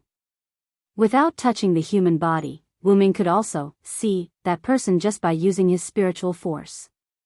However, to search such a large area and find one person among so many people, it was indeed quite difficult, not to mention that the person might not even be here. However, it was still better than shamelessly looking for Salamandra, right? Moreover, what if he found it? For example, now, Wu Ming, who had completely released his spiritual force, saw a transparent world. Every person, every house, every pile of ruins, and even the bloodstains on the ground appeared in Wu Ming's mind. Other than the lack of color, it was a complete God's perspective. And according to Letitia's portrait of Vera, Wu Ming really did find it. In a corner, a young girl with big twin ponytails and prominent breasts looked around, as if confirming that no one had noticed her. Opening his eyes, Wu Ming smiled. As expected, fate is on my side. Could it be that you found Master Vera? Letitia couldn't help but be surprised. To be honest, Letitia did not expect Wu Ming to find Vera here. After all, many people had seen him leave in a hurry. Since that was the case, Vera naturally wouldn't continue to stay here. No, Letitia noticed the problem. The most dangerous place was the safest place. Perhaps the people chasing Vera didn't expect her to choose to stay after dealing with the two-headed dragon. His own cleverness had backfired on him, not good. Wu Ming suddenly shouted. What's wrong, Master? Did Master Vera discover you? Letitia guessed. That's right. Wu Ming nodded and snapped his fingers. A dark purple ripple appeared. Quick, Vera wants to escape. Wu Ming said as he pulled Letitia into the portal. In Wu Ming's vision, Vera, who was carefully looking around, suddenly looked in Wu Ming's direction. Obviously, she realized that someone had discovered her. Then, Vera turned into a ball of will-o'-the-wisp and quickly moved in a certain direction. As soon as the will-o'-the-wisp left, the dark purple ripple appeared where Vera originally was. Wu Ming and Letitia jumped out of the ripple and looked around. Looks like Master Vera has escaped. Letitia could still feel the residual energy in the air. Indeed, but in this place that has become my backyard, Vera can't escape. Wu Ming raised his hand and snapped his fingers again. The portal appeared again. Wu Ming's spirit scan was still active. How could he let Vera escape? Wu Ming walked into the portal with a confident smile. Let's go, Letitia, we'll intercept them. As you wish, master. On the other side, a ball of will-o'-the-wisp escaped into an alley. Dispelling the will-o'-the-wisp, Vera revealed her true form. She looked behind her and made sure that no one was following her. After a short moment of thought, Vera decided to leave. But it was this short moment of thought that caused Vera to lose the chance to leave. Where do you think you're going, Will-o'-the-Wisp's leader, Vera za Ignifost? The dark purple ripple appeared behind Vera, and a rather calm voice was heard. Vera jumped and pulled away, revealing a vigilant look. A man and a woman walked out of the dark purple ripple. They were Wuming and Letitia, who were looking for Vera. By the way, master, your words can easily be misunderstood. Letitia complained to Wuming helplessly. Wuming was stunned for a moment before he reacted. Indeed, his current actions and the words he said just now clearly didn't seem like a good person. I'm sorry, Will-o'-the-Wisp's leader, I apologize for my rudeness. Wuming apologized. Vera did not run away again, perhaps because Wuming's apology worked. However, Vera seemed to be relieved. Wuming also took the opportunity to observe Vera again. Unlike Letitia's black and white painting, the real person was much prettier than Letitia's. She had sharp ears like a fairy's, white hair that was tied into two thick ponytails, and even her eyelashes were white. She wore a black skirt with blue laces and a low neckline that exposed her shoulders. The extremely low neckline accentuated Vera's extraordinary breasts, which was extremely eye-catching. More importantly, her face was extremely cute, with a hint of charm in her innocence. And if Wuming was not mistaken, she seemed to be a little naive. Although Vera was indeed beautiful, Wuming only looked at Vera for a few seconds before starting a formal conversation. I'm Vera Silence Eddy of no name. This is my relative, Letitia Decrea. I've been entrusted by White Yiksha to investigate the matter of Absolute Evil's doppelganger. So, can you please stop running? Wuming naturally did not come to the North District because of White Yiksha's request. However, there had to be a reason for everything, and White Yiksha was the best reason. Even if it was an investigation, Wuming believed that White Yiksha would not expose Wuming. Therefore, Wuming calmly used White Yiksha as a reason. Vera did not speak, but her little head nodded slightly, indicating that she would not run anymore. In fact, when Vera saw who it was, she did not want to run anymore. As long as it was not that guy, everything was fine. Then I'll get straight to the point. Before Absolute Evil's clone caused trouble, did you encounter an enemy? Vera raised her head and poked her chin with one hand. She thought for a moment and silently shook her head, which was very cute. But after shaking her head, Vera immediately nodded again. This made Wuming and Letitia confused. In the end, under Wuming and Letitia's puzzled gaze, Vera walked up to Wuming and pulled up Wuming's sleeve. Help me.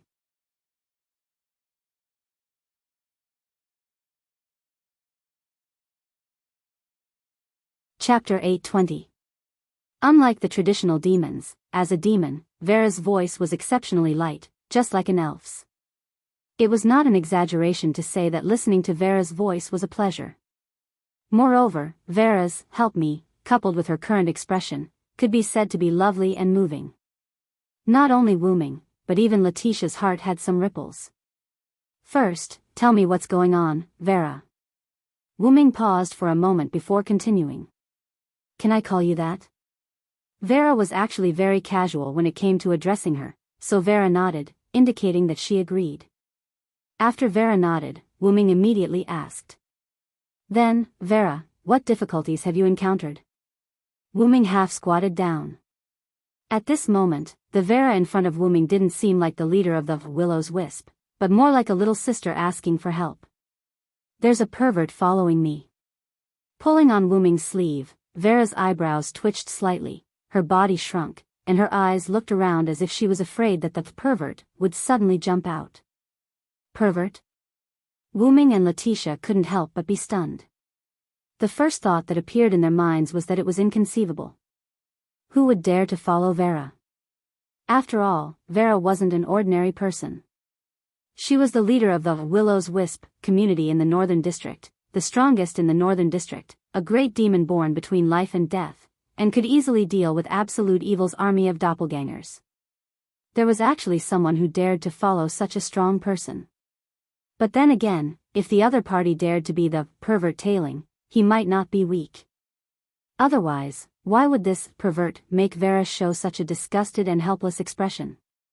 Vera, can you tell me about this pervert? For example, his name. No matter what, he still needed to know about this pervert. Wu-Ming wanted to see just which arrogant fellow actually tailed the strongest in the Northern District. Vera nodded, her tone still light as she said the other party's name. His name is Maxwell. Maxwell? Wu-Ming subconsciously repeated. Why did Maxwell come to the Northern District? And he even became a pervert who tailed them? But on second thought, Wu-Ming felt relieved. The twin-headed dragons were closely related to Maxwell. Since an army of twin-headed dragons had appeared in the Northern District, it made sense for Maxwell to be here. However, sizing up Vera, Wu-Ming could not help but guess, could it be that he was a Lulacan? No. How could that be? In any case, the other party was someone who was rather calm in front of him. How could he be a pervert? Perhaps the other party was tailing Vera in order to prevent him from providing support. Only then would it be logical. Master, do you know that guy called Maxwell? Letitia couldn't help but look at Wu-Ming. After all, Wu-Ming's expression was too obvious. Perhaps Wu-Ming knew Maxwell, or perhaps he knew this person. I do know Maxwell. Wu-Ming frowned slightly, recalling the unpleasant meeting with Maxwell. Letitia, do you remember that I once pretended to be someone from Perseus to meet the person who wanted to buy you? I remember, Master. Letitia nodded. But what happened in the end, you didn't tell me, nor did you tell the others from, and no name. The person I met wasn't an ordinary buyer. If I'm not mistaken, the absolute evil doppelganger incident that affected the entire suitcase was done by them. It's indeed shocking, Letitia said calmly. Vera, on the other hand, was startled. Letitia's calmness was also within Wu-Ming's expectations. After all, the last time he went to talk to White Yiksha, Letitia was by his side. Letitia did have some guesses because of Wu-Ming and White Yiksha's words, and Wu-Ming's words just now confirmed Letitia's suspicions. The other party once wanted to buy Letitia. This was what Wu-Ming had said at the time. And Letitia had deduced from this sentence. At that time, I captured 2 of Maxwell's companions. In the end, some absolute evil doppelganger inexplicably appeared and attacked me. Maxwell took the opportunity to save his companions. Wu-Ming would get back at the other party for the loss he suffered at the other party's hands sooner or later. If it's Maxwell, I think I understand why Vera is so distressed. That was because Maxwell had an inexplicable resurrection ability, at least on the surface. Vera, did you kill Maxwell several times, but in the end, he appeared in front of you unscathed? As soon as Wu-Ming said this, Vera immediately nodded desperately as if she had met a confidant. Wu-Ming thought to himself that it was indeed the case. At that time, Wu-Ming did indeed kill Maxwell, and did not show any mercy. Logically speaking, that sense of reality would not lie, but for the sake of caution, Wu-Ming had never been able to completely confirm Maxwell's resurrection. And after Vera's confirmation, Wu-Ming could also be considered to have confirmed that Maxwell did indeed have an inexplicable resurrection ability. Master, you mean that Maxwell can be resurrected? Letitia was shocked. No matter when or which world it was, resurrection was always a shocking matter. Not to mention Maxwell's unlimited resurrection ability. But, Master, will there really be the gift of unlimited resurrection? What Letitia meant was whether or not the other party had used some other method or gift to master the ability that looked like resurrection in the eyes of outsiders. At the very least, from our point of view, Maxwell has indeed been resurrected. As if responding to Wu-Ming's words, Vera's little head nodded fiercely. Since the 2 powerhouses, Wu-Ming and Vera, had said so, Letitia, who had never seen Maxwell's resurrection, had to obey the majority. If that's the case, then this Maxwell will be difficult to deal with. Letitia crossed her arms in distress. Just the uncontrollable resurrection ability alone was enough. Vera had no choice but to hide from Maxwell. Indeed, in addition to the resurrection ability, Maxwell is also a 4-digit demon king, and he has the ability to teleport multiple units. These two-headed dragons were probably transported by him. The teleportation ability could be used to attack and defend, save teammates, escape, and transport the two-headed dragon army. The opponent was a 4-digit demon king, and he also had a troublesome resurrection ability. It was a powerful enemy. Of course, if Wu Ming could find the main body, Wu Ming could keep Maxwell in a constant state of resurrection. With that in mind, Wu Ming's thoughts drifted back to his main body. He wondered how the main body's injuries were recovering. The feeling of being blasted by the black mud was not pleasant. Back then, after Wu Ming transferred his mind to the backup machine of the root, Wu Ming still suffered from mental damage, and it was not light. As for how the main body was injured, Wu Ming, who had completely cut off the connection, did not know.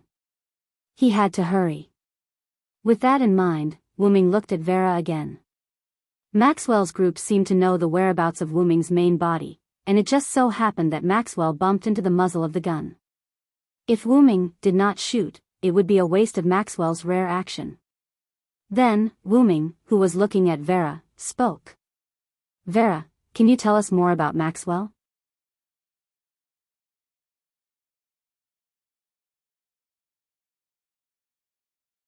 Chapter 8:21. With Vera's approval, Wu Ming and Letitia left with Vera. Wu Ming opened the portal and the three of them returned to No Name's base. In the conference room of No Name, Wu Ming and Vera sat together on the sofa. This was because Vera did not let go of Wu Ming's sleeve after pulling it up. Vera did not care about Wu Ming's distress. She seemed to be very curious about Wu Ming's portal as she looked at the location where the portal had disappeared. Is there something you care about, Vera? Wu Ming looked at the place where Vera was looking but did not find anything special. Vera did not say anything. She only reached out her hand and pointed at the place where the portal had disappeared. Master Vera should be interested in your teleportation portal, Master. Letitia poured tea for Vera as she answered Wu Ming. Master Vera can freely control the realm gate. To a certain extent, Master Vera has the same ability as you. Thank you, Vera thanked Letitia in an adorable tone, but she didn't have the slightest self-awareness. She hugged the teacup with both hands. You're welcome, Master Vera. Letitia was very pleased and nodded with a smile. Then, Letitia came to Wu Ming's side and poured tea for Wu Ming. Wu Ming's eyes lit up because of Letitia's words. Vera could freely control the realm gate, and this ability was indeed very similar to Wu Ming's portal. However, the realm gate was fixed, while Wu Ming's ability was not. Moreover, Wu Ming's portal could only be used to go to places. However, both had their advantages. Then we are really fated. Wu Ming smiled.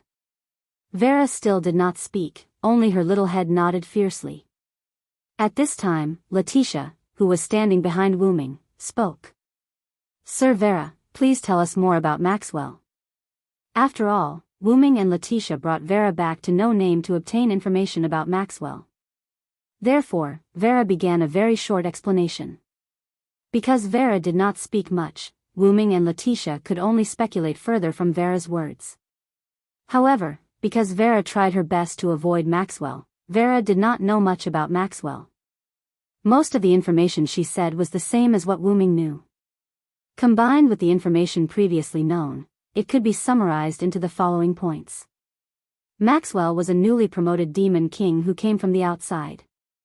He had control over ice and fire, multiple units of teleportation, as well as the strange ability to resurrect. He was also connected with Absolute Evil's doppelganger. Apart from this, Wu Ming also knew one more thing. Maxwell didn't just start tailing Vera. Instead, he started tailing her before she even arrived at the box court.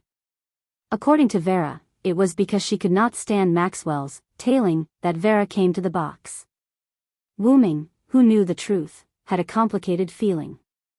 Because, from this, it could be seen that Maxwell was really a pervert, but, Wu-Ming looked at Vera's extremely unscientific body and her naturally beautiful face. Vera noticed Wu-Ming's gaze and responded to Wu-Ming with her head tilted in confusion. Wu-Ming seemed to understand Maxwell's perverted behavior. Huff. Wu-Ming sighed and lay down on the sofa behind him. Even if they managed to gather information on Maxwell, he would still be a huge problem. And this big problem was his strange resurrection ability. Although he could choose to trap Maxwell, don't forget that Maxwell also had the ability to teleport. Moreover, he did not know if he still had other abilities because Vera just said that she tried her best to avoid Maxwell. It was not easy for a natural airhead like Vera to know a lot of information about someone she hated the most and tried her best to avoid. Oh right, Wu-Ming also knew the main reason why Vera was not the ruler of the hierarchy. It was because of Vera's natural airhead attribute. Speaking of which, Vera, where did you meet Maxwell? Since he could not think of a way to deal with Maxwell, he had to change the entry point 54545 Outer Gate. Vera answered truthfully 54545 Outer Gate. Wu-Ming was stunned. If I remember correctly. Wu-Ming said and looked at Letitia. That's right, Master. Outer Gate 54545 is where Salamandra's headquarters is located. Letitia confirmed. Vera, other than Maxwell, did you meet anyone else? For example, Maxwell's companions or something? Vera tapped her cheeks, thought for a moment, and finally shook her head. That guy's vigilance is quite high. Wu-Ming frowned.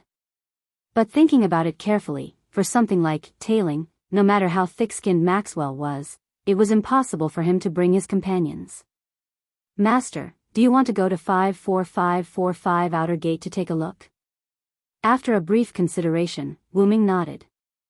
I can go take a look. But at this moment, a piece of parchment floated in from the window and automatically flew to the coffee table in front of Wu-Ming. The parchment was engraved with the emblem of two goddesses, which was the symbol of 1,000 eyes.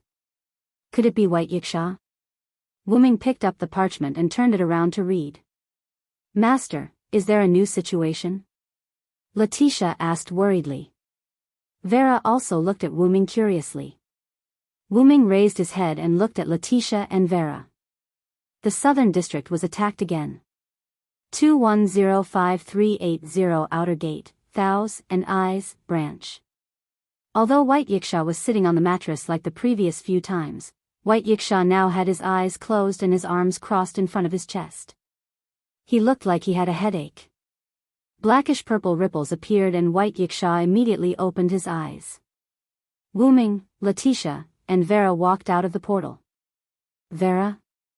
I didn't expect you to kidnap her to the Eastern District. White Yiksha looked particularly surprised before revealing a gentlemanly smile. She didn't expect Wu-Ming to bring Vera to the Eastern District. Vera looked at White Yiksha in disdain before shrinking behind Wu-Ming and tugging at his sleeve. How's the Southern District now, White Yiksha?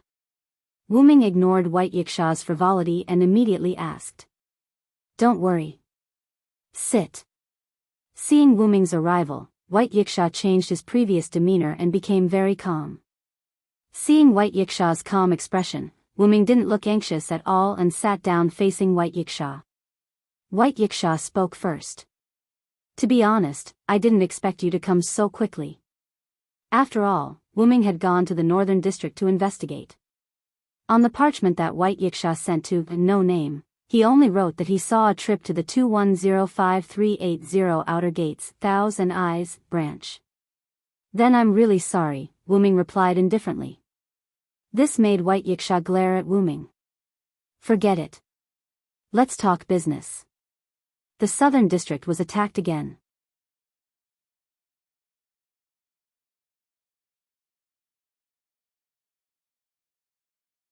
Chapter 822. After the absolute evil clones in the South District were defeated by the Dragonhorn Griffin Lion, the Harvest Festival couldn't continue. Although Wu-Ming did not know how many absolute evil clones attacked the South District, the number should be about the same as the absolute evil clones that attacked the East District. If Wu Ming had not used his authority, he would not have been able to deal with such a number. Therefore, Wu Ming had expected the South District to be unable to continue the Harvest Festival. Of course, because the Harvest Festival was about to end, the organizer, the Dragon Horn Griffin Lion, directly moved the Harvest Festival to the Midnight Festival. The Midnight Festival was like a party after a large-scale event. In short, it was a summary. However, Wu Ming could not help but ask about this. Wait a minute, absolute evil clones aren't a small matter, right? Why does the Dragon Horn Griffin Lion want to continue the Midnight Festival? The absolute evil clones were one of the final human trials. Wu Ming did not think that the Dragon Horn Griffin Lion was unaware of this. As for Maxwell and the others, not to mention that they had an unknown number of absolute evil clones, the other party was in existence that attacked the entire box.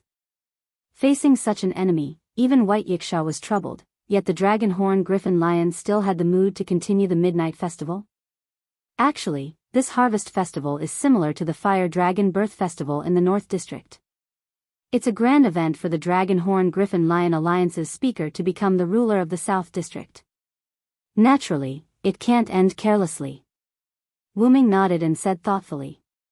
I was negligent. Although Wu Ming did not care much about his reputation, it was indeed a matter of importance to the collective. However, it's also related to the fact that the South District did not suffer any losses, White Yiksha added. Ahem, that's a digression. Immediately after, White Yiksha coughed and began the overall story. Just after you left for the North District, the South District was attacked again. It was still absolute evil clones. White Yiksha took out a piece of parchment and placed it in front of Wu Ming with a serious expression. Wu Ming picked up the parchment and read it. The parchment contained information from the South District. The transmission method was the same as when White Yiksha sent the parchment to No Name. How is that possible? Does he have an endless supply of absolute evil doppelgangers? Letitia was shocked. It would have been understandable if other fiend kings had attacked. After all, it was excusable for them to attack while the people in the South District were exhausted after dealing with Absolute Evil's avatar. However, it was still Absolute Evil's doppelganger that attacked him. This proved that the ones who came to attack this time were still the same group of people who had caused the attacks in the 4 districts of Boxing: East, South, West and North. Furthermore, the other party even had a clone of Absolute Evil. After all, the number of Absolute Evil clones at the end of the Fire Dragon's birth ritual, as well as the Absolute Evil clones that attacked the North, South, East, and West districts, was already quite terrifying. However, even after exhausting so many of Absolute Evil's doppelgangers, the other party still had reserves. How could Letitia not be surprised? I think so too, but this is the truth. White Yiksha sighed helplessly. Fortunately, the members of No Name listened to Master Ru's words and didn't return. You should know that it wasn't just 16 knights and the others. Ren was also in the limelight in the battle against Absolute Evil's clone. White Yiksha opened his folding fan and gently fanned himself. He was very satisfied with No Name gaining reputation again. I see. It must be Argel's doing. Wu Ming was relieved. He then put down the parchment. After Wu Ming sold off Luo's community, Perseus, Wu Ming, who did not need Argel's strength, handed Argel to Ren. Ren's gift could ignore the difference in strength between the contractor, and perfectly control the contractor. After all, Argel was the astral spirit, the leader of the 3 strongest races in Boxing: East. When Argel was at his peak, even if he was not comparable to White Yiksha, he was already extremely powerful. In the end, Argel was bound by the so-called inheritance. In the end, he lost his rationality and had a large number of shackles placed on his body. He was then used by the profligate Luos. As there were too many shackles on Argel, removing them all at once would cause irreversible damage to Argel. Therefore, Ren's gift could not completely restore Argel to his peak. However, Argel's combat strength in Ren's hands was much stronger than when he was in Luo's hands. Furthermore, Wu Ming also believed that sooner or later, Argel would return to his peak in Ren's hands. That's right. Argyll's demon eyes of petrification have a natural restraining effect on absolute evil's doppelgangers. It's all thanks to Ren. I just received news that the absolute evil doppelgangers that attacked again have all been eliminated. White Yiksha said as he took out another parchment. After all, Argyll's demon eyes of petrification could also petrify the blood of the absolute evil doppelgangers. In that case, there would be no blood proliferation. So you're keeping us in suspense, White Yiksha. Wuming did not know whether to laugh or cry. He took the parchment in White Yiksha's hand and looked at it. Although I do have such intentions, cough cough cough. I've also been troubled by the matter of the absolute evil doppelgangers. White Yiksha, who quickly changed his words, had a melancholic expression.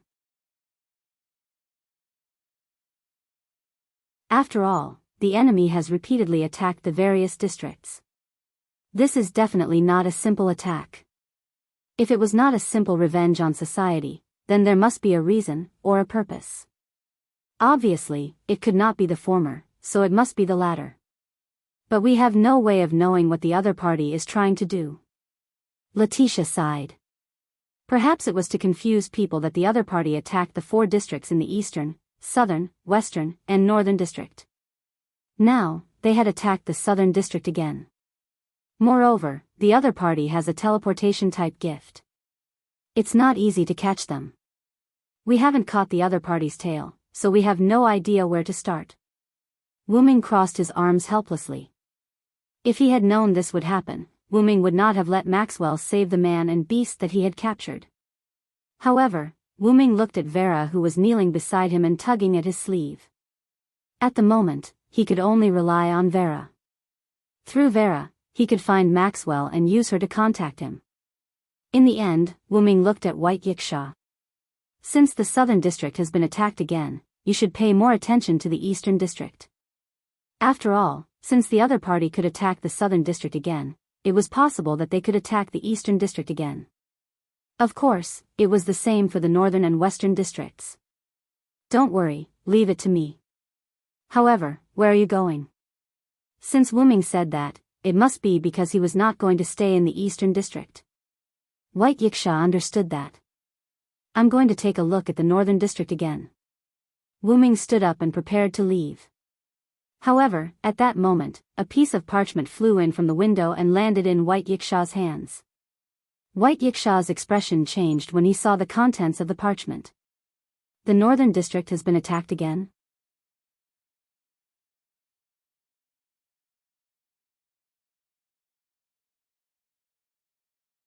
Chapter 823.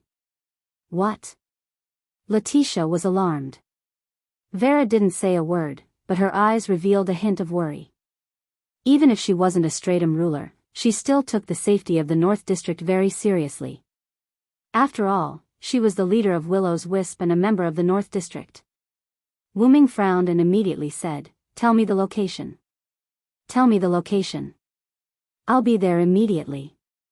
Wuming really didn't expect that the North District would be attacked just as he said that the other districts might be attacked.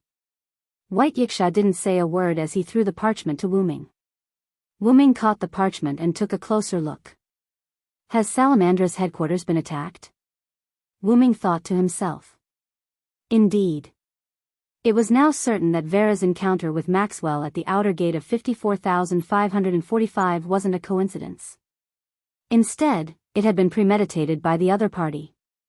As for Salamandra, it was a 5-digit community and didn't have any high-end combat strength.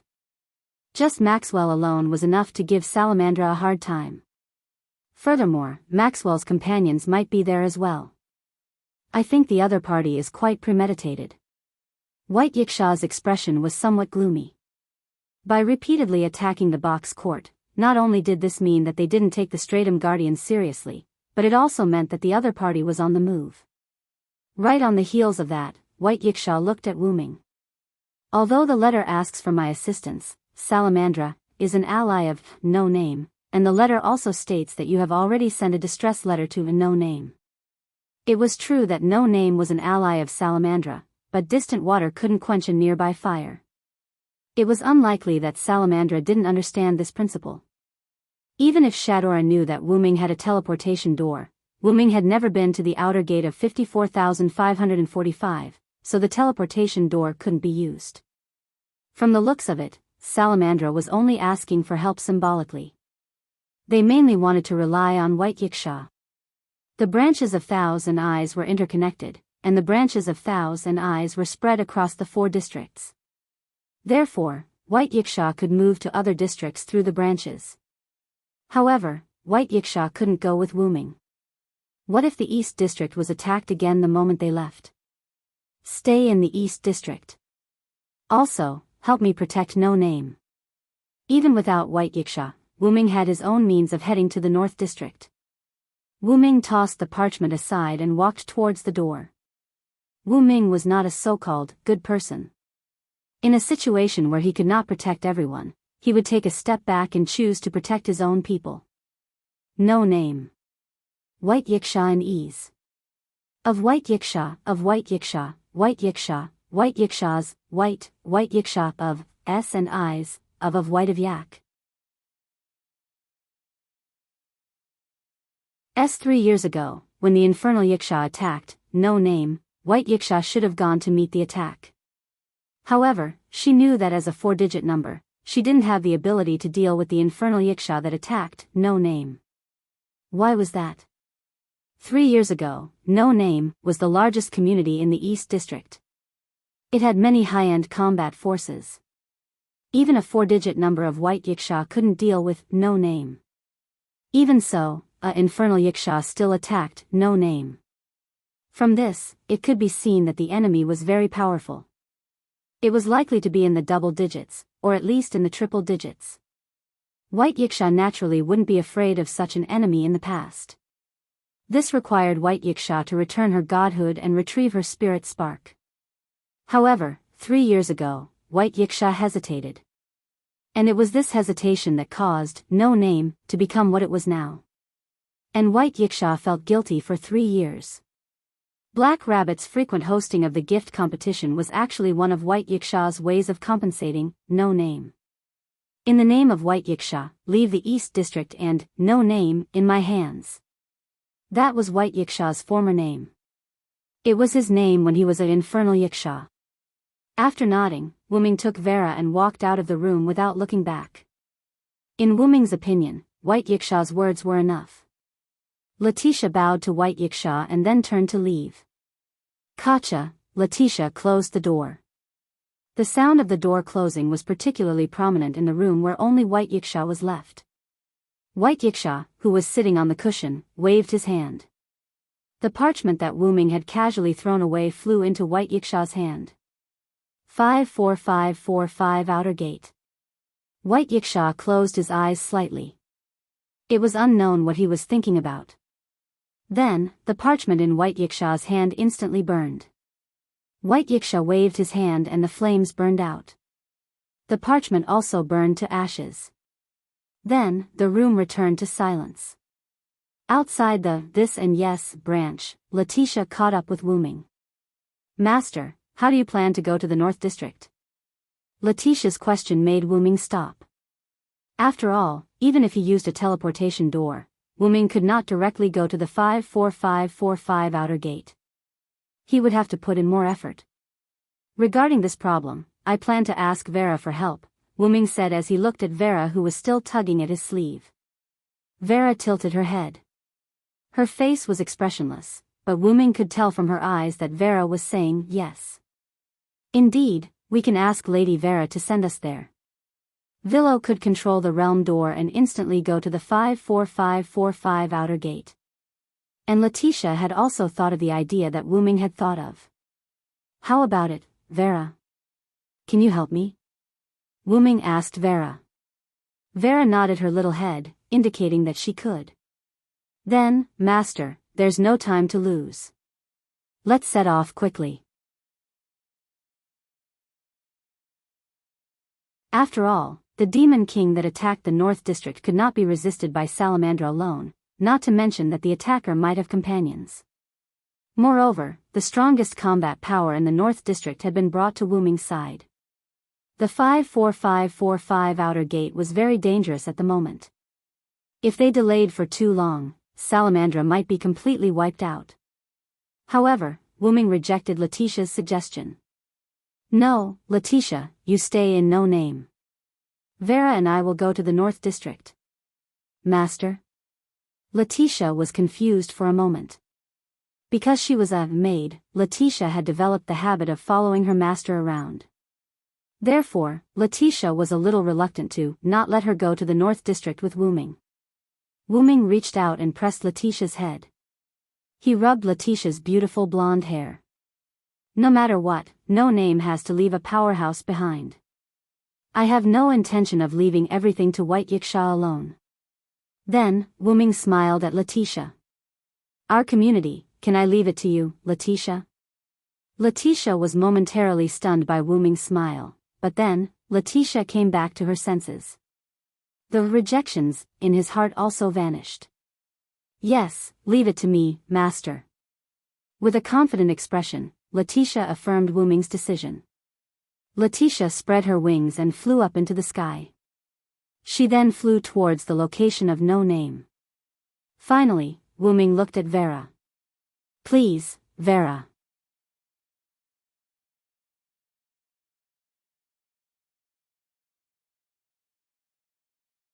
Chapter 824. North District, 54545 Outer Gate.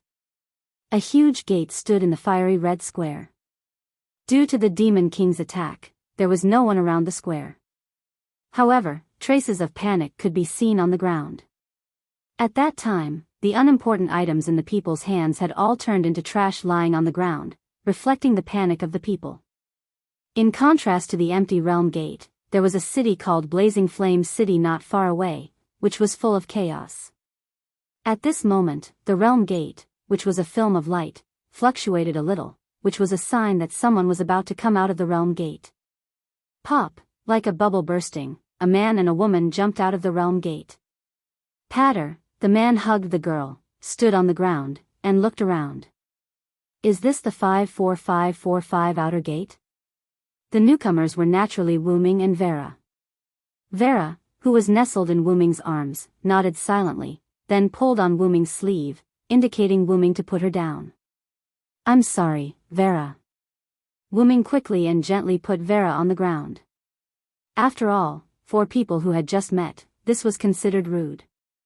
However, because Wuming was in a hurry and Vera kept pulling on Wuming's sleeve, Wuming, who was in a hurry, directly carried Vera and flew into the realm gate controlled by Vera. However, Vera wasn't dissatisfied at all.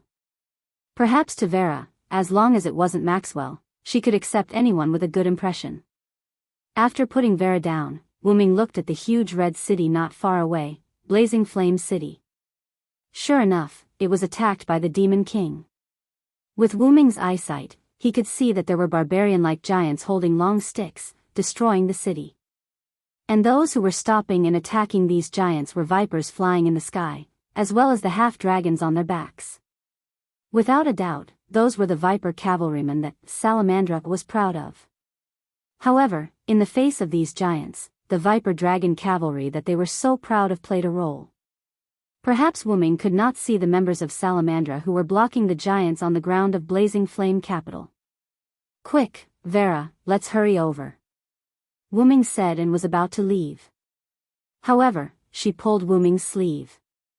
Wuming turned his head and saw Vera's adorable and charming face. However, her face was filled with disgust. Vera? Wuming was confused. However, in the next moment, Wuming, who had understood something, instantly spread out his mental strength. Who is it? Wuming frowned and looked ahead. The voice that was infused with magic spread out in all directions in a visible sound wave. Not far away, some figures suddenly appeared outside the nearest city gate of Brilliant Flame Capital. Among them was Maxwell, who looked quite gentlemanly but was quite perverted. Vera frowned because she noticed Maxwell's presence. Vera, who saw Maxwell, was even more disgusted and began to hide behind Wuming. If Wuming was not mistaken, Maxwell shamelessly showed an extremely gentlemanly smile to himself, or to Vera who was behind him. However, that smile disgusted Wuming no matter how he looked at it. Immediately afterward, Maxwell waved his hand, and Maxwell and the few people around him disappeared in an instant. Maxwell and the others who disappeared did not escape because their ambush was discovered. Instead, they appeared in front of Wuming and Vera. "Ah, my bride, I finally see you again." Maxwell, pretending to be affectionate, stretched out his hand to Vera and smiled rather disgustingly. However, Maxwell's behavior made Vera, who was originally showing her head, completely shrink behind Wuming. Seeing this scene, Maxwell's originally smiling face instantly became gloomy. "So that's how it is, it was you who kidnapped my bride." Maxwell looked at Wuming as if he was thinking of a way to kill Wuming and take back his bride. However, this made Wuming feel even more disgusted. Just how little self-awareness did Maxwell have? Can't he see that Vera actually hates him? However, just as Wuming was about to open his mouth to mock Maxwell, one of Maxwell's companions spoke. "Nice to meet you, Mr. Vera Cyrus Eddy. My subordinates will be in your care." A youthful voice entered Wuming's ears. Following Maxwell were two black-cloaked people. Wuming had an impression of one of the black-cloaked people. It was the girl who was captured by Wuming along with the griffin when Wuming went to meet the buyer who wanted to buy Letitia from Perseus. The one who spoke just now was the other black-cloaked person beside the girl. "Seems like you are their master," Wuming confirmed. After all, the word subordinate was used, so he must be the other party's leader without a doubt. "Not at all, we are just companions working together. I can't be called master." The youth was rather humble. It didn't seem like he was talking to an enemy at all. Instead, it seemed like he was talking to a good friend. However, Wuming felt that the youth was purposely calling them companions. Because, the girl beside the youth seemed like a subordinate, but Maxwell didn't seem like a subordinate at all. Logically speaking, once the leader spoke to the other party, the subordinate should have retreated and stopped what he was doing. However, Maxwell didn't do so. He still looked like he wanted to kill Wuming, and his mouth kept muttering words like, "I'll kill you." This was clearly something that only people who didn't put the youth as their master in their eyes would do. Seems like Maxwell's relationship with these people isn't that simple. Wuming thought to himself. "Your companion is a bit mentally unstable right now." Wuming pointed at Maxwell rather politely. However, the youth didn't say anything. Also, Wuming didn't know if it was an illusion, but he felt that the youth was rather helpless. This made Wuming squint his eyes. Sure enough, Maxwell and the other party weren't just companions. Then, Wuming pointed at the youth again. "Also, I'm not interested in people who hide their heads and don't dare to show their true faces." However, the youth just smiled at this. Then, the youth spoke to Maxwell. "Maxwell, leave the villa to us, Vera, your bride, I'll leave it to you." The youth had to change the way he addressed Vera because of Maxwell's fierce gaze. However, Wuming just smiled at this. "Count Vera's share as mine." In the end, Wuming looked at Maxwell with a rather contemptuous gaze. "Although I don't want to fight with a guy that I easily defeated again."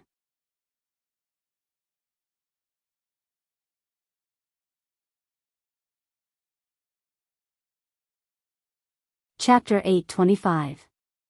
However, even though he knew that Wuming was an extremely powerful dragon species, Maxwell's expression began to distort as if he had gone berserk. "Then go to hell." Maxwell roared crazily and placed his hands on both sides of his body as if he was summoning something. In an instant, ice and fire emerged from both sides of Wuming, forming a spiral of ice and fire that rushed madly towards Wuming.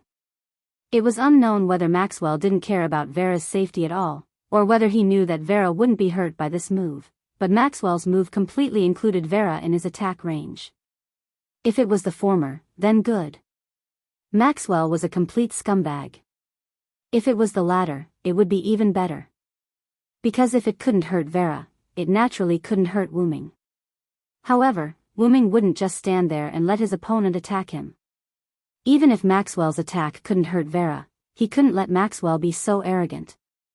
Maxwell looked at them with a crooked clown smile, but the boy and girl beside Maxwell didn't react at all. If he couldn't even block such an attack, then he wasn't qualified to be their opponent at all. This was indeed the case. Swish, the smoke and explosion were separated by an unknown object, dispersing to both sides, revealing Wuming and Vera in the middle. At this moment, Wuming was holding a sword that shone like gold and contained a sacred and ancient aura. There was no doubt that it was this sword that had blocked Maxwell's icy flames and slashed them apart. "It's a godhead weapon," the young man said calmly. According to the information gathered, the most important thing to pay attention to was that the other party's spirit of incantation had been bestowed with a powerful ability. This ability was extremely powerful, and it had once instantly destroyed Maxwell. He had never heard of the other party using a godhead armament. However, the girl standing beside the boy didn't find it strange. "It's not strange for him to have one or two godhead equipment, Your Highness." The girl still remembered clearly how Wuming had played her in the palm of his hand. She also remembered how Wuming had beaten up Maxwell. She was not surprised that such an expert would have a god deity equipment. "You're right. I was careless, Ling," the young man called. His Highness smiled. "Vera, leave for a while." Wuming patted Vera's little head, and then opened the teleportation portal, indicating for Vera to enter. "You're not allowed to touch her."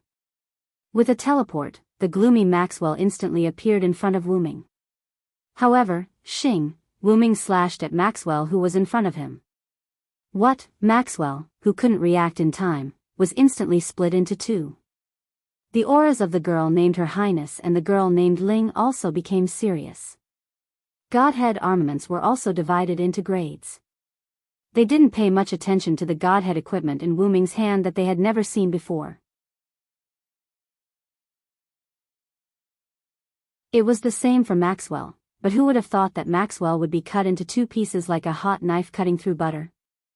Maxwell, who was split into two, turned into blue particles and dissipated.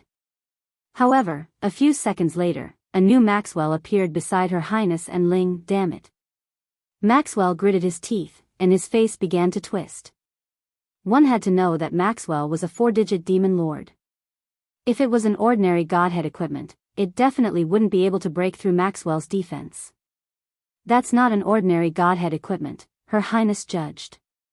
Although godhead equipment was a general term, there were also differences in strength.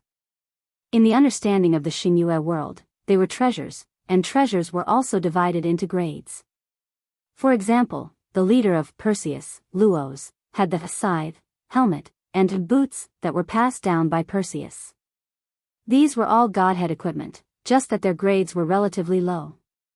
No, it couldn't be said like that. It should be said that compared to Gungnir, the main god's godhead equipment, their power wasn't strong. As for high-level godhead weapons, the Gungnir that was mentioned earlier was one of them, and Silent Cry had a typical example, such as the Black Rabbit's Vajra replica. Although Black Rabbit's Vajra replica was a replica of the genuine Vajra scepter possessed by Sakura and its power couldn't be compared, because it was bestowed by Sakura, the replica's power was also quite strong. And Wuming's Blade of Salvation wasn't weaker than Gungnir and Vajra replica. It even had a higher grade weapon that surpassed these godhead equipment. Why? Because the Blade of Salvation wasn't just a weapon. Its true ability was to store other godhead equipment. Just when Maxwell, His Highness, and Belle were surprised, Wuming looked at Vera again. "Vera, listen to me, leave here first, I'll pick you up later." Wuming said to Vera gently as if he was talking to a child. "Villo, are you okay?" Vera rarely spoke. Vera knew how difficult it was to deal with Maxwell. Plus, he had two companions, so Vera was inevitably worried that Wuming wouldn't be able to defeat him. However, Wuming couldn't help but laugh. "Who do you think I am, Vera? They can't hurt me." Vera nodded silently and hurriedly walked in, as if she didn't want to stay in the same place as Maxwell. "No. My bride." Maxwell watched Vera walk into the portal with a heart-wrenching expression. If he didn't know, he would have thought that Vera was led astray by Wuming. Closing the portal, Wuming turned his head to look at Maxwell and the others, and stretched his neck a little. "Let me show you the true power of the Blade of Salvation." With that, Wuming gently threw the blade of salvation behind him. As if it merged into an unknown space, a ripple appeared behind Wuming. The moment the ripple appeared, Maxwell felt danger. In an instant, Maxwell had the idea that he must stop Wuming. He could indeed resurrect, or rather, ordinary attacks couldn't kill him, but this didn't mean that he didn't feel pain. The pain caused by the attack was still there. The boy named His Highness and the girl named Belle also felt danger, but because Wuming's main target was Maxwell, the two weren't as nervous as Maxwell. After all, it was Maxwell who provoked Wuming. The two of them didn't do anything. Indeed, Wuming didn't intend to attack His Highness and Belle. His main target was Maxwell. But as for whether Wuming would be affected by the wide range of damage caused by Maxwell's attack, that wasn't Wuming's concern. Buzz, electric lines emerged from the ripples on Wuming's back and formed one square lattice after another. The square lattices were arranged in a rather orderly manner. His Highness couldn't help but widen his eyes at this scene. Manchala Square? At that moment, weapons emerged from every square lattice. There were swords, single-edged sabers, broadswords, spears, stone pestles, spears, halberds, and other weapons. Not only that, but all of them were aimed at Maxwell's position. These weapons carried an ancient, mysterious, and powerful aura.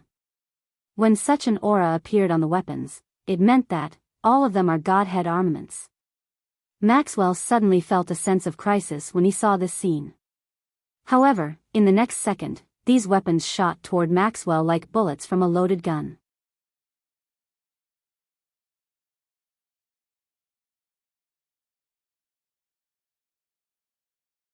Chapter 826. The countless weapons in the lattice behind Silent Cry's back were like hidden dragons that had left the abyss. In other people's eyes, they rushed through the air and shot towards Maxwell in a manner that was incomparably boundless. One after another, the weapons from the gods completely covered Maxwell's position. The impact of the weapons caused explosions one after another. The ground was covered with smoke and dust from the explosions, and it was impossible to see what was going on inside. After a while, Wuming, who used his mental power to detect, found that Maxwell was no longer within the range of the energy torrent. Then, Wuming raised his arm, and the Manchala formation stopped shooting weapons. Without the sound of these weapons being shot and exploding, the scene fell into silence. Not far away, Ling supported Her Highness as she watched this brutal scene with a face full of fear. Although Wuming's weapons were aimed at Maxwell, they were so powerful that even Her Highness and Ling were affected. She had no choice but to use her ability to teleport Her Highness not far away. Your Highness. Ling could not help but gulp as she spoke with a trembling voice. I know, Ling. This scene is too shocking for both you and me. Hundreds of thousands of God's Park weapons with an ancient aura were fired at the same time. This was naturally very shocking for Ling. Even the gods and God King's God's Park weapons could not compare to Wuming's. However, when she thought of his true identity, Ling understood. However, Her Highness was as shocked as Ling. As someone who had guessed Wuming's true identity, she was shocked by the Manchala formation that appeared behind Wuming. I didn't expect him to have the Manchala formation. Her Highness could not help but frown. Although it was different from the Manchala formation she knew, it was indeed the Manchala formation. After all, Her Highness and the Manchala formation were of the same origin. Then, Her Highness' face hidden under the cloak smiled. As expected, it was right to meet you today, mysterious dragon. However, due to the distance, Wuming naturally couldn't hear His Highness' words, and the person Wuming was paying attention to was Maxwell. When the smoke dissipated, the exposed ground was riddled with holes. The traces of the explosion were quite obvious. Indeed, just as he had sensed with his spiritual power, Maxwell had disappeared without a trace. He didn't lose his mind because of anger. Wuming was not surprised by Maxwell's choice, or rather, it was not surprising to anyone. The Divine Blade of Salvation was a storage box that contained almost all the weapons used by the gods. Whether it was a reward for the last king for defeating the God Slayer or a reward for helping the last king defeat the God Slayer, In short, the last king had been bestowed with various weapons by the gods over the years. According to what Shuiyu said, the divine blade of salvation was a treasure trove that contained almost all of the treasures, and the treasures stored within were all genuine. This meant that not only could the sword of salvation project these weapons, it could also be used by Wuming. Maxwell had obviously sensed that these godhead weapons were genuine, which was why he had run away after being killed. What a joke. It was obvious that he couldn't beat the other party, so why would he want to be tortured? It was better to run away first. As for His Highness and Ling, Wuming did not attack them, so who would care about them? After Wuming finished speaking, he waved his hand, and the Manchala square behind him disappeared one by one. Finally, it turned into a shining longsword that floated behind Wuming. It was the divine blade of salvation. Then, Wuming looked at His Highness and Ling, who were not far away. I thought the two of you had run away too. I didn't expect you to still be here. With a grab, Wuming grabbed the divine blade of salvation and aimed it at His Highness and Ling. It seems that I can catch the key person today. Ling, on the other hand, acted as if she was facing a formidable enemy. She stood in front of His Highness and looked like she would immediately escape with His Highness if the situation was not right. However, His Highness did not panic at all. It was unknown if he was pretending to be calm or if he was really confident. Sir Villo, I'll call you that for now. His Highness spoke. However, His Highness's words left Wuming scratching his head. What did this respectful tone mean? Also, what did he mean by, for now? Did he know his true identity, or was there another Villo Silenst in the box garden world? But after thinking about it, Wuming understood. As expected, you've seen our true form. That's right, the truth was that His Highness had seen his true form. The evidence was what Maxwell said to Wuming when he first met Wuming. Even if you're only a soul now, you're not something that an existence like me can offend. Until next time, powerful dragon species. Without a doubt, the other party knew his identity. There was a high possibility that the other party had seen his true form. And His Highness, as Maxwell's companion on the surface and a key figure called Your Highness, it was impossible for him not to know. Hearing Wuming's words, His Highness could not help but clap his hands. As expected of you. But, I've never seen your true form, I've only felt your presence. As if recalling a memory, His Highness raised a hand. Just the presence alone is unforgettable. How powerful is that? Powerful enough to free me from the control of others, enough to stop me from being a pawn. Your Highness? Ling looked at His Highness in confusion. Logically speaking, this should be their secret. Why did he reveal it so easily? Pressing on Ling's shoulder to signal Ling to calm down, His Highness then extended a hand to Wuming. Do you want to work with us? The scene fell into silence once again. Ling was stunned by His Highness' invitation to Wuming. His Highness maintained his extended hand, waiting for Wuming's answer. Wuming, on the other hand, didn't know what to say. He even smiled. Why do you think I'll agree? Wuming shook his head helplessly. Because there is no conflict between us. Last time, when Ling and Gulao attacked you, it was because they thought you were a member of Perseus. As for that guy Maxwell, you can see that he isn't actually on the same side as us. He was actually sent by the higher-ups to monitor me. His Highness was very sincere, and simply said some of the things that could be considered secrets. There's no conflict, and we have the same benefits. Under such circumstances, isn't working together the best choice? Indeed, not to mention that there was no conflict, even if there was, so what? There was a saying that there were no eternal friends, only eternal benefits.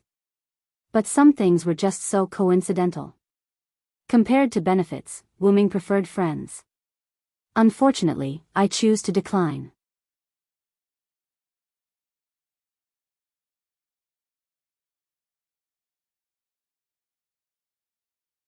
Chapter 827. What, don't you want to find your original body? Withdrawing his outstretched hand, His Highness walked toward Wuming step by step. I help you find your original body, and you use your power to help me get rid of my identity as a pawn. Isn't it the best of both worlds? Indeed, this is indeed a way to get the best of both worlds. Wu Ming shrugged and admitted generously. But, I won't cooperate with people who use codenames every day. In this regard, His Highness smiled and then took off the hood of his cloak, revealing a rather young face of a white-haired boy. Your Highness, what are you doing? Ling was shocked. My name is Galji. Your Highness? Ling was really panicked this time. His Highness even said his real name. His Highness, or Galji, the reason why he has always used His Highness as a name is because the name Galji is too special. How special is it? At least, Wu Ming knew the origin of the other party as soon as he heard it. The 10th incarnation of the Hindu god Vishnu. Vishnu, one of the 3 main gods of Hinduism, the god of protection, is said to have more than 10 incarnations to save the world, but the most famous and recognized one is the 10 incarnations of Vishnu. And Galji is the 10th incarnation of Vishnu, the boy who appeared in the end of the world to save the world and rebuild the perfect era. Wu Ming never thought that Vishnu would be among the people who attacked the entire box.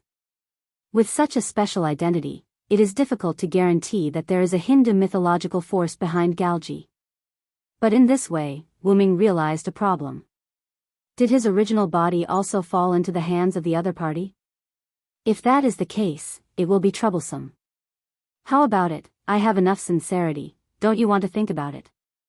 Galji once again proposed to Wu Ming. Indeed, just the exposure of the name Galji made Wu Ming think a lot, which is already very sincere. It's hard to imagine that as the 10th incarnation of the god of protection, Vishnu, you could actually attack Hakata. Wu Ming sighed. The north, south, east, west, and north districts were attacked by Absolute Evil's doppelganger.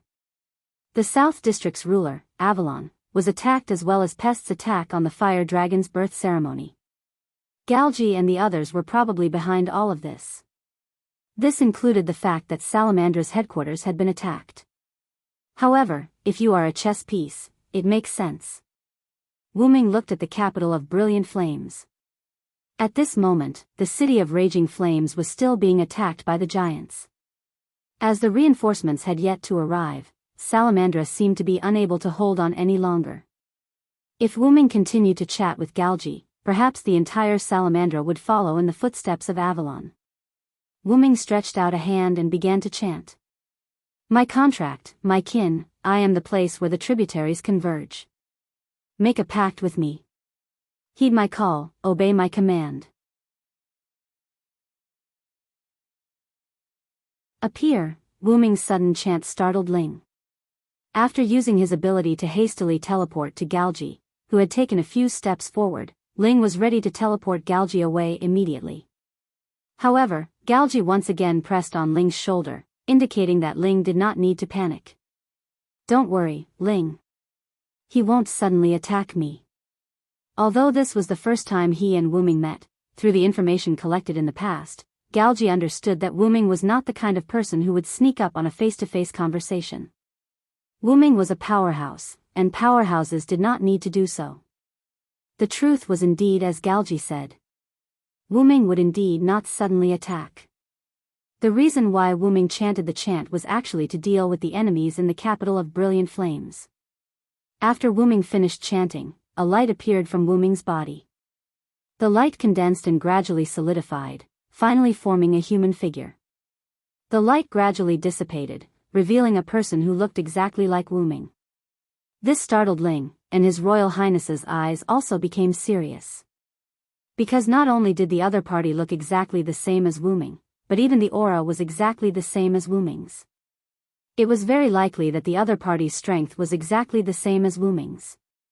Indeed, the main function of the clone was to conclude contracts and summon kin, but the most important thing was that it could duplicate the original body. If multiple clones were duplicated, then each clone would have a fraction of the original body's strength. But if only one clone was duplicated, then the clone would have 100% of the original body's strength, which was equivalent to doubling.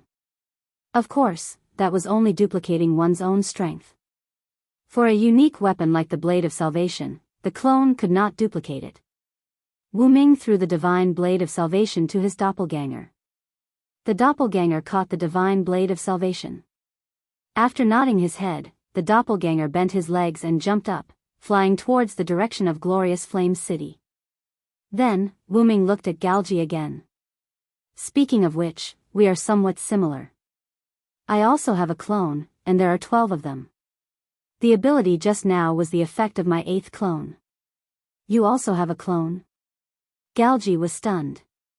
Having the same clone as Vishnu and the Manchala phalanx, Galji began to suspect whether Wu Ming was a dragon god in India. Although he was the 10th clone of Vishnu, he was only born less than 3 years ago, and the knowledge in his mind was only general knowledge that was instilled. It could be said that apart from having the title of Vishnu's 10th clone, he was completely unrelated to Vishnu, a newborn less than 3 years old. However, while Galji was guessing, Wu Ming explained. That's the authority I obtained by killing gods in other worlds. The blade of salvation is the same. Is that so? However, Galji's expression was somewhat unpleasant. The other party obviously wanted to use this information to offset the information he had given. To put it simply, Wu Ming still chose to refuse to cooperate. I think my sincerity is enough. Do you have to be my enemy? Everything Galji had done all this time was to get rid of the upper echelon's control, so that he and his subordinates could get rid of the status of chess pieces. If Wu Ming found his original body, Galji was confident that Wu Ming's power could help him achieve all this. However, Galji did not lack Wu Ming's power. Wu Ming's power was just a shortcut, and it did not matter even if he did not have it. If Wu Ming insisted on being an enemy, then Galji would definitely not be soft-hearted. For freedom, Galji was willing to attack the entire box court, let alone a ghost without a body. However, Wu Ming scoffed at this. What, you're changing to coercion now? I still say the same thing, I refuse. There might be a chance to be gentle with Wu Ming, but if he were to be forceful with Wu Ming, there would be no chance at all. No, how can that be? This is not coercion. His Highness, who had a bad expression, suddenly smiled. If I remember correctly, no name should only be the box court knight now.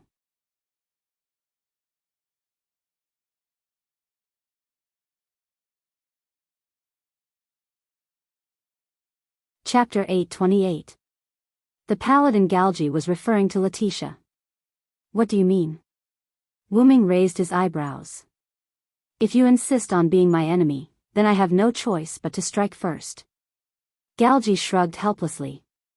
Actually, other than the Western District, which is a feint, the Eastern, Southern, and Northern districts are all our targets. Galji's words shocked Wu Ming. Could it be that the Eastern District was also attacked by you? Galji revealed a natural smile. Not long after Silent Wonder left the East District, his companions went to attack the East District, or rather, they attacked No Name. And this was what Galji believed to be coercion. Boom! The sound of the ground breaking resounded. Wu Ming rushed towards Galji and unleashed a heavy punch. Boom! Galji's crossed arms blocked Wu Ming's fist, producing a muffled sound that shook the atmosphere. Your Highness? Belle was shocked.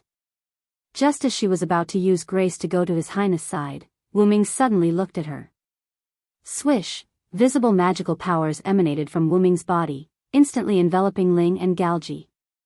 Galji himself wasn't affected by the suppressive version of magic, so he was immune to it, but Ling wasn't. Just like when Pest was summoned, Ling's face was pale and his body was stiff. At this moment, his mind was blank and he couldn't even use his grace. He even sat on the ground. Ring! Galji couldn't help but worry. Do you still have the time to worry about others? Wu Ming increased his strength again, and Galji's legs began to bend. As expected of a dragon. Not only is his strength vaguely superior to Elder GE's in his soul state, but even the pressure of his mana is so terrifying. Galji frowned slightly. He had to admit that he had underestimated the spirit in front of him. Wu Ming maintained his posture of punching Galji's arms. He stuck his head out slightly and looked at Galji. I came prepared this time when I returned to the paladin. Although Wu Ming was now a servant, which was also a spirit, the summoning spell that Letitia used when they returned to the Paladin was modified by Wu Ming. As a result, all of Wu Ming's attributes were close to his original body. Wu Ming's original body had been in the origin for so long that he had been strengthened to a certain extent. It could be said that it was a piece of cake for him to receive a holy sword head-on without any damage. Even Gilgamesh's, which was the most powerful treasure artifact, could only scratch the scales of his original body. But even so, Wu Ming's origin dragon hadn't reached adulthood yet, and was only between infancy and adulthood. It was hard to imagine what kind of a being to be an adult dragon origin. If Wu Ming's original body continued to be baptized in the origin, it would not take long before Wu Ming's original body would enter adulthood. However, Wu Ming did not have the time to wait any longer because Gidea's anthropoid burn threatened Gadatsi's world. Therefore, Wu Ming chose to face Gidea directly. It could be said that if Gidea did not have the black mud that came from the same source as Wu Ming, he would not be a match for Wu Ming at all. Even with part of the black mud, Gidea would still lose to Wu Ming in the end. It was because of this that Wu Ming did not hesitate to cause trouble for Gidea. Gidea understood this as well, which was why he chose to attract almost all of the black mud between the worlds and detonate it to severely injure Wu Ming. It was also because of this that Wu Ming's original body fell into the box world and was nowhere to be found. As for finding his original body in an unknown world, Wu Ming needed to continue cheating. When he returned to the box, Wu Ming had a rough idea of how difficult his enemy would be to deal with, be it in terms of strength, durability, or agility. As the master of cheating, Wu Ming adjusted the servant's spirit base to the limit of a servant. It could be understood that Wu Ming's casual punch just now was equivalent to the full-strength blow of someone with 5-digit strength. However, the fact that Galji could withstand the punch proved that he was not to be underestimated. Although Wu Ming's punch was a 5-digit attack, it did not mean that his opponent's 100-point physical defense could withstand his 100-point physical attack. Other external factors had to be considered. Therefore, the number of Galji who could withstand Wu Ming's punch was definitely not in the 5 digits. At the very least, it had to be in the 4 digits. Try this. After Wu Ming finished speaking, his red pupils turned golden. I am the strongest, and I hold all the victory in my hands. No matter if it is a human or a demon, I will defeat any enemy that stands in my way. The sacred words came out from Wu Ming's mouth. Whether it was Galji or Ling, both of their faces changed. Galji felt a huge force coming from his arms. If he had to describe it, he would say that he could block it for a while longer, but now, he couldn't block it for a while longer. Belle, on the other hand, came back to her senses when she heard Wu Ming's familiar words. It was a word that could summon a golden giant that could instantly suppress Gulao. His Royal Highness must be in danger. Although she did not see the golden giant, Ling knew that Galji was still in danger. Your Royal Highness. Ling struggled to get up while shouting for Galji. Then, Ling used her grace to come to Galji's side and prepared to transfer him away. But at this moment, Wu Ming smiled. Ling! Back off! Galji yelled at Ling. However, before Ling could react, a rune that had been inscribed on the ground lit up and enveloped her. Ah! Ling screamed and fainted on the ground. That's a loon? That's right. The runes on the ground were the loon runes that Wu Ming had drawn with his mental strength. As a rather famous rune, even though Galji wasn't proficient in it, he could at least recognize it. As expected, you guys are easier to deal with than Maxwell. After all, Maxwell couldn't be killed. Wu Ming finished his sentence and pushed Galji away with his arm that was filled with the divine strength of his giant form. Galji was pushed back more than 10 meters, and Silent Sound's huge force even caused Galji's feet to leave 2 trenches in the ground. Damn it! Galji lowered his arm with a look of indignation. In terms of physical fitness, he couldn't compare to Wu Ming. His other abilities were basically useless against Wu Ming. Only his trump card might be effective against Wu Ming, but because of Wu Ming's sudden attack, Galji didn't have time to use it. And now, although Galji had pulled away from Wu Ming and could use his trump card, but, now, isn't it time for me to threaten you, Your Highness Galji? Wu Ming's sarcastic tone entered Galji's ears. A golden giant appeared behind Wu Ming, and in the giant's hand was the unconscious Ling. Let me tell you another piece of information. Don't get close to me easily. You'll be at a disadvantage. Of course, that's if you have the chance in the future. Galji dared to threaten Wu Ming with no name's companions, and Wu Ming dared to fight to the death with Galji. Literally, you die, I live.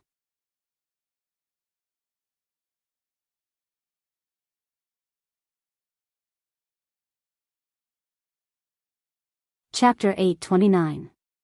Galji admitted that he guessed wrong. It wasn't that he guessed wrong that Wu Ming wouldn't attack him, but that he guessed wrong about Wu Ming's strength. When he threatened Wu Ming with no name, Galji was prepared to fight with Wu Ming. Reality proved that what he heard was false, and what he saw was true. Perhaps it was because everything had been smooth sailing all this time, which made Galji a little careless. The strength that Wu Ming displayed was completely beyond his imagination. This time, Galji was defeated. Sir Villo, how about we each take a step back? I'll let my subordinates retreat from no name and not touch anyone or anything in no name, and you sound the bell and let us leave. After all, everyone had the other party's weakness in their hands, and they couldn't fight to the death. Taking a step back was the best solution at the moment. However, this best solution was based on the fact that no name was successfully attacked by Galji's subordinates. You think too much, Your Highness Galji. Are you sure your subordinates have completed the mission you gave them? What do you mean? Galji's expression changed slightly. You can try to contact your subordinates and see how they're doing with their mission. However, Galji couldn't do the super long-distance communication from the Eastern District to the Northern District, from 7 digits to 5 digits. Perhaps, only Wu Ming had such a method. He guessed that Galji couldn't do it, so Wu Ming raised his hand and snapped his fingers. Black and purple ripples appeared, and the giant behind Wu Ming reached its free hand into it and then stretched it out. However, when it stretched out, the originally empty golden giant hand had a dying figure in a black robe. It looked like a woman. Aurora. Galji's expression changed when he saw this. It was the subordinate he sent to no name. Sorry, Your Highness, we miscalculated. After Aurora finished speaking, she fainted. When Letitia signed the contract with me, although her current strength is still very vague, it shouldn't be lower than 4 digits. In fact, it's even higher than before. I'm afraid you guys don't know about this. After all, ever since Letitia became Wu Ming's maid, she had been with Wu Ming almost all the time. She had only helped a little during the fire dragon's birth ceremony. But because she didn't use her full strength, Galji and the others still believed that Letitia had lost her quintessence. Therefore, Galji only sent Aurora alone to a no name to deal with Letitia, who had lost her divinity. As a result, Aurora was taken down by Letitia, who had obtained a new power. After that, Letitia contacted Wu Ming through the dependent contract, letting Wu Ming know that the enemy had been taken down. If you let this guy bring some of Absolute Evil's doppelgangers with him, I'm afraid Letitia will have to put in more effort. She might even be able to take the opportunity to escape.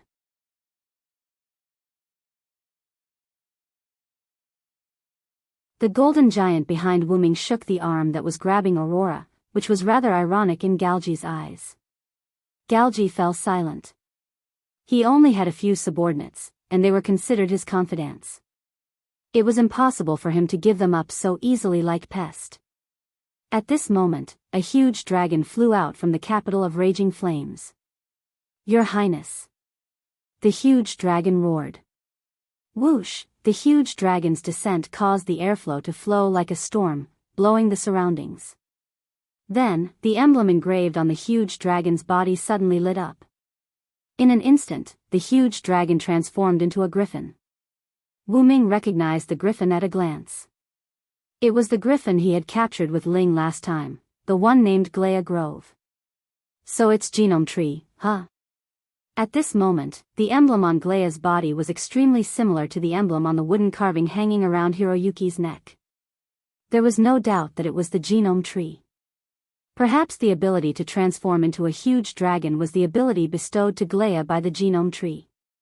Elder Galji, are you hurt? Wu Ming's clone had headed to the capital of Raging Flames with the weapon known as the Divine Blade of Salvation. Galji was rather worried that Glea Grove, who was left behind to assist the giant demon king in attacking Salamandra, would be injured by Wu Ming's clone. I'm fine, Your Highness. Glea's griffin head shook, then turned to Wu Ming. After that guy went over, I immediately retreated from the capital of Raging Flames. He knew how powerful Wu Ming was. His godly speed that seemed to be able to control time and his immense strength that even he couldn't compare to. Just these two abilities alone were already troublesome for Glea. Moreover, Glea was worried that since Wu Ming could spare time to support the capital of Raging Flames, would Galji and the others be in danger? Therefore, he left the capital of Raging Flames and flew over. It seems that it's a clone.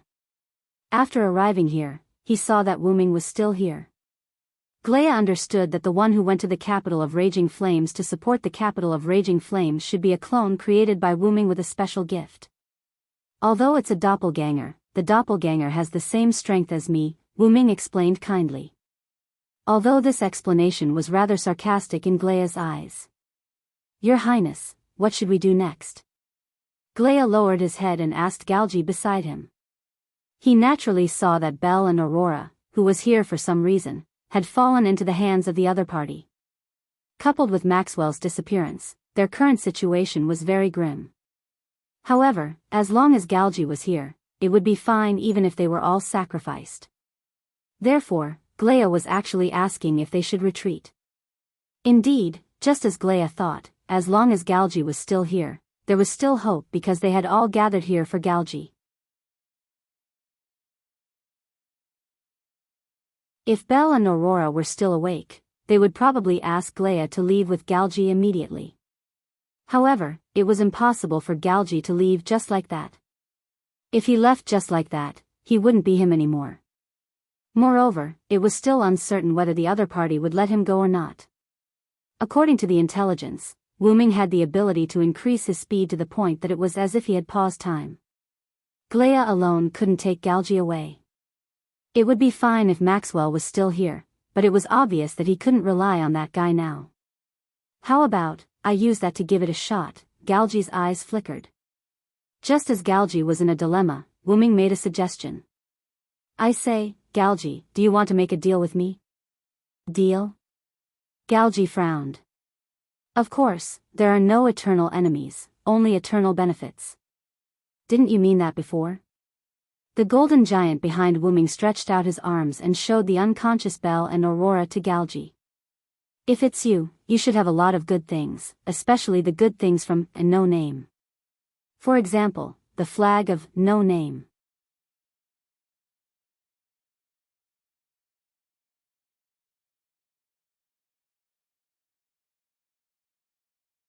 Chapter 830. But Galji shook his head helplessly.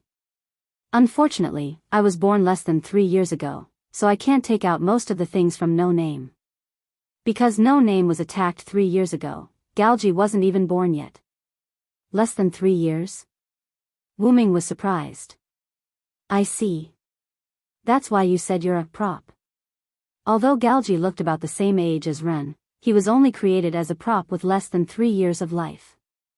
I was born with the body of a child, and the knowledge in my head is all man-made common sense. That's why I yearn for freedom so much. When Galji spoke, his eyes were full of hope for freedom. That's not an excuse for you to destroy other people's lives. Wu Ming suddenly said.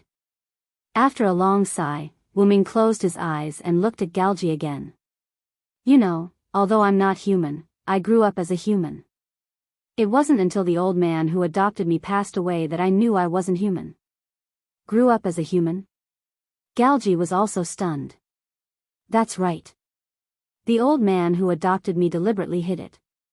Although he knew I couldn't live like a human for the rest of my life, he still hoped I could live a normal life for a while. As if recalling his life on Earth in another world, Wu Ming's eyes were full of memories. That old man was very ordinary. He even believed in science before he found me. As if recalling the director who adopted him, Wu Ming showed a warm smile. You know, Galji, we're very similar. We're all people who like to do whatever we want for important things. Galji didn't say anything and just listened quietly. Although I'm not human, the old man taught me how to be a human. As Wuming spoke, the majesty in his golden eyes that were already full of divinity increased by another level. You worked hard to resist the fate that others imposed on you for freedom. That's not wrong, but you shouldn't impose the same tragic fate on others, because if you do, you'll become someone you hate. In the end, he concluded solemnly. You have strength no less than 4 digits, companions who trust you, and the name of Galji, the 10th incarnation of Vishnu who saves the world.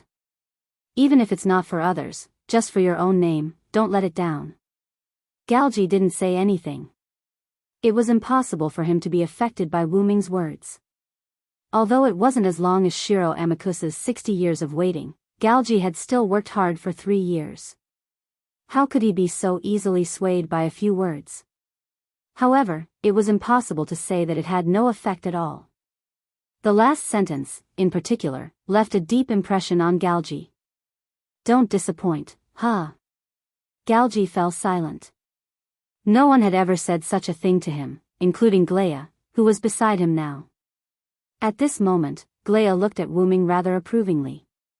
To be honest, if not for the fact that his master, Galji, and Wuming were on different sides, they might have become friends. Although Galji fell into deep thought, Wuming wouldn't just wait for him.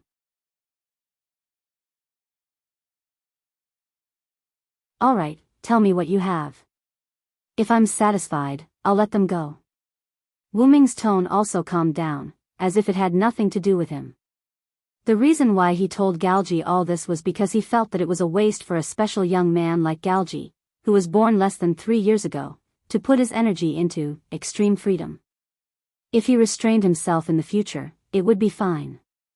Everyone would mind their own business and go their own ways. After all, the two of them had just met. It wouldn't be an exaggeration to say that they were strangers. Wuming didn't want to ask what Galji would choose. However, no matter what, he had to tear off 2 pieces of meat from him before letting him go. At the very least, he had to teach him a lesson and let Galji know that No Name wasn't so easy to touch. Although most of the things in No Name aren't with me, I still have a few. Galji reacted. Right now, it was better to complete this deal and leave as soon as possible.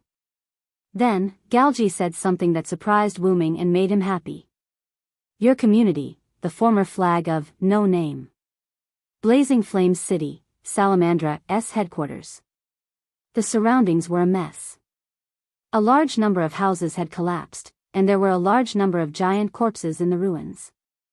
There were still many places in the entire Blazing Flames City that were still burning.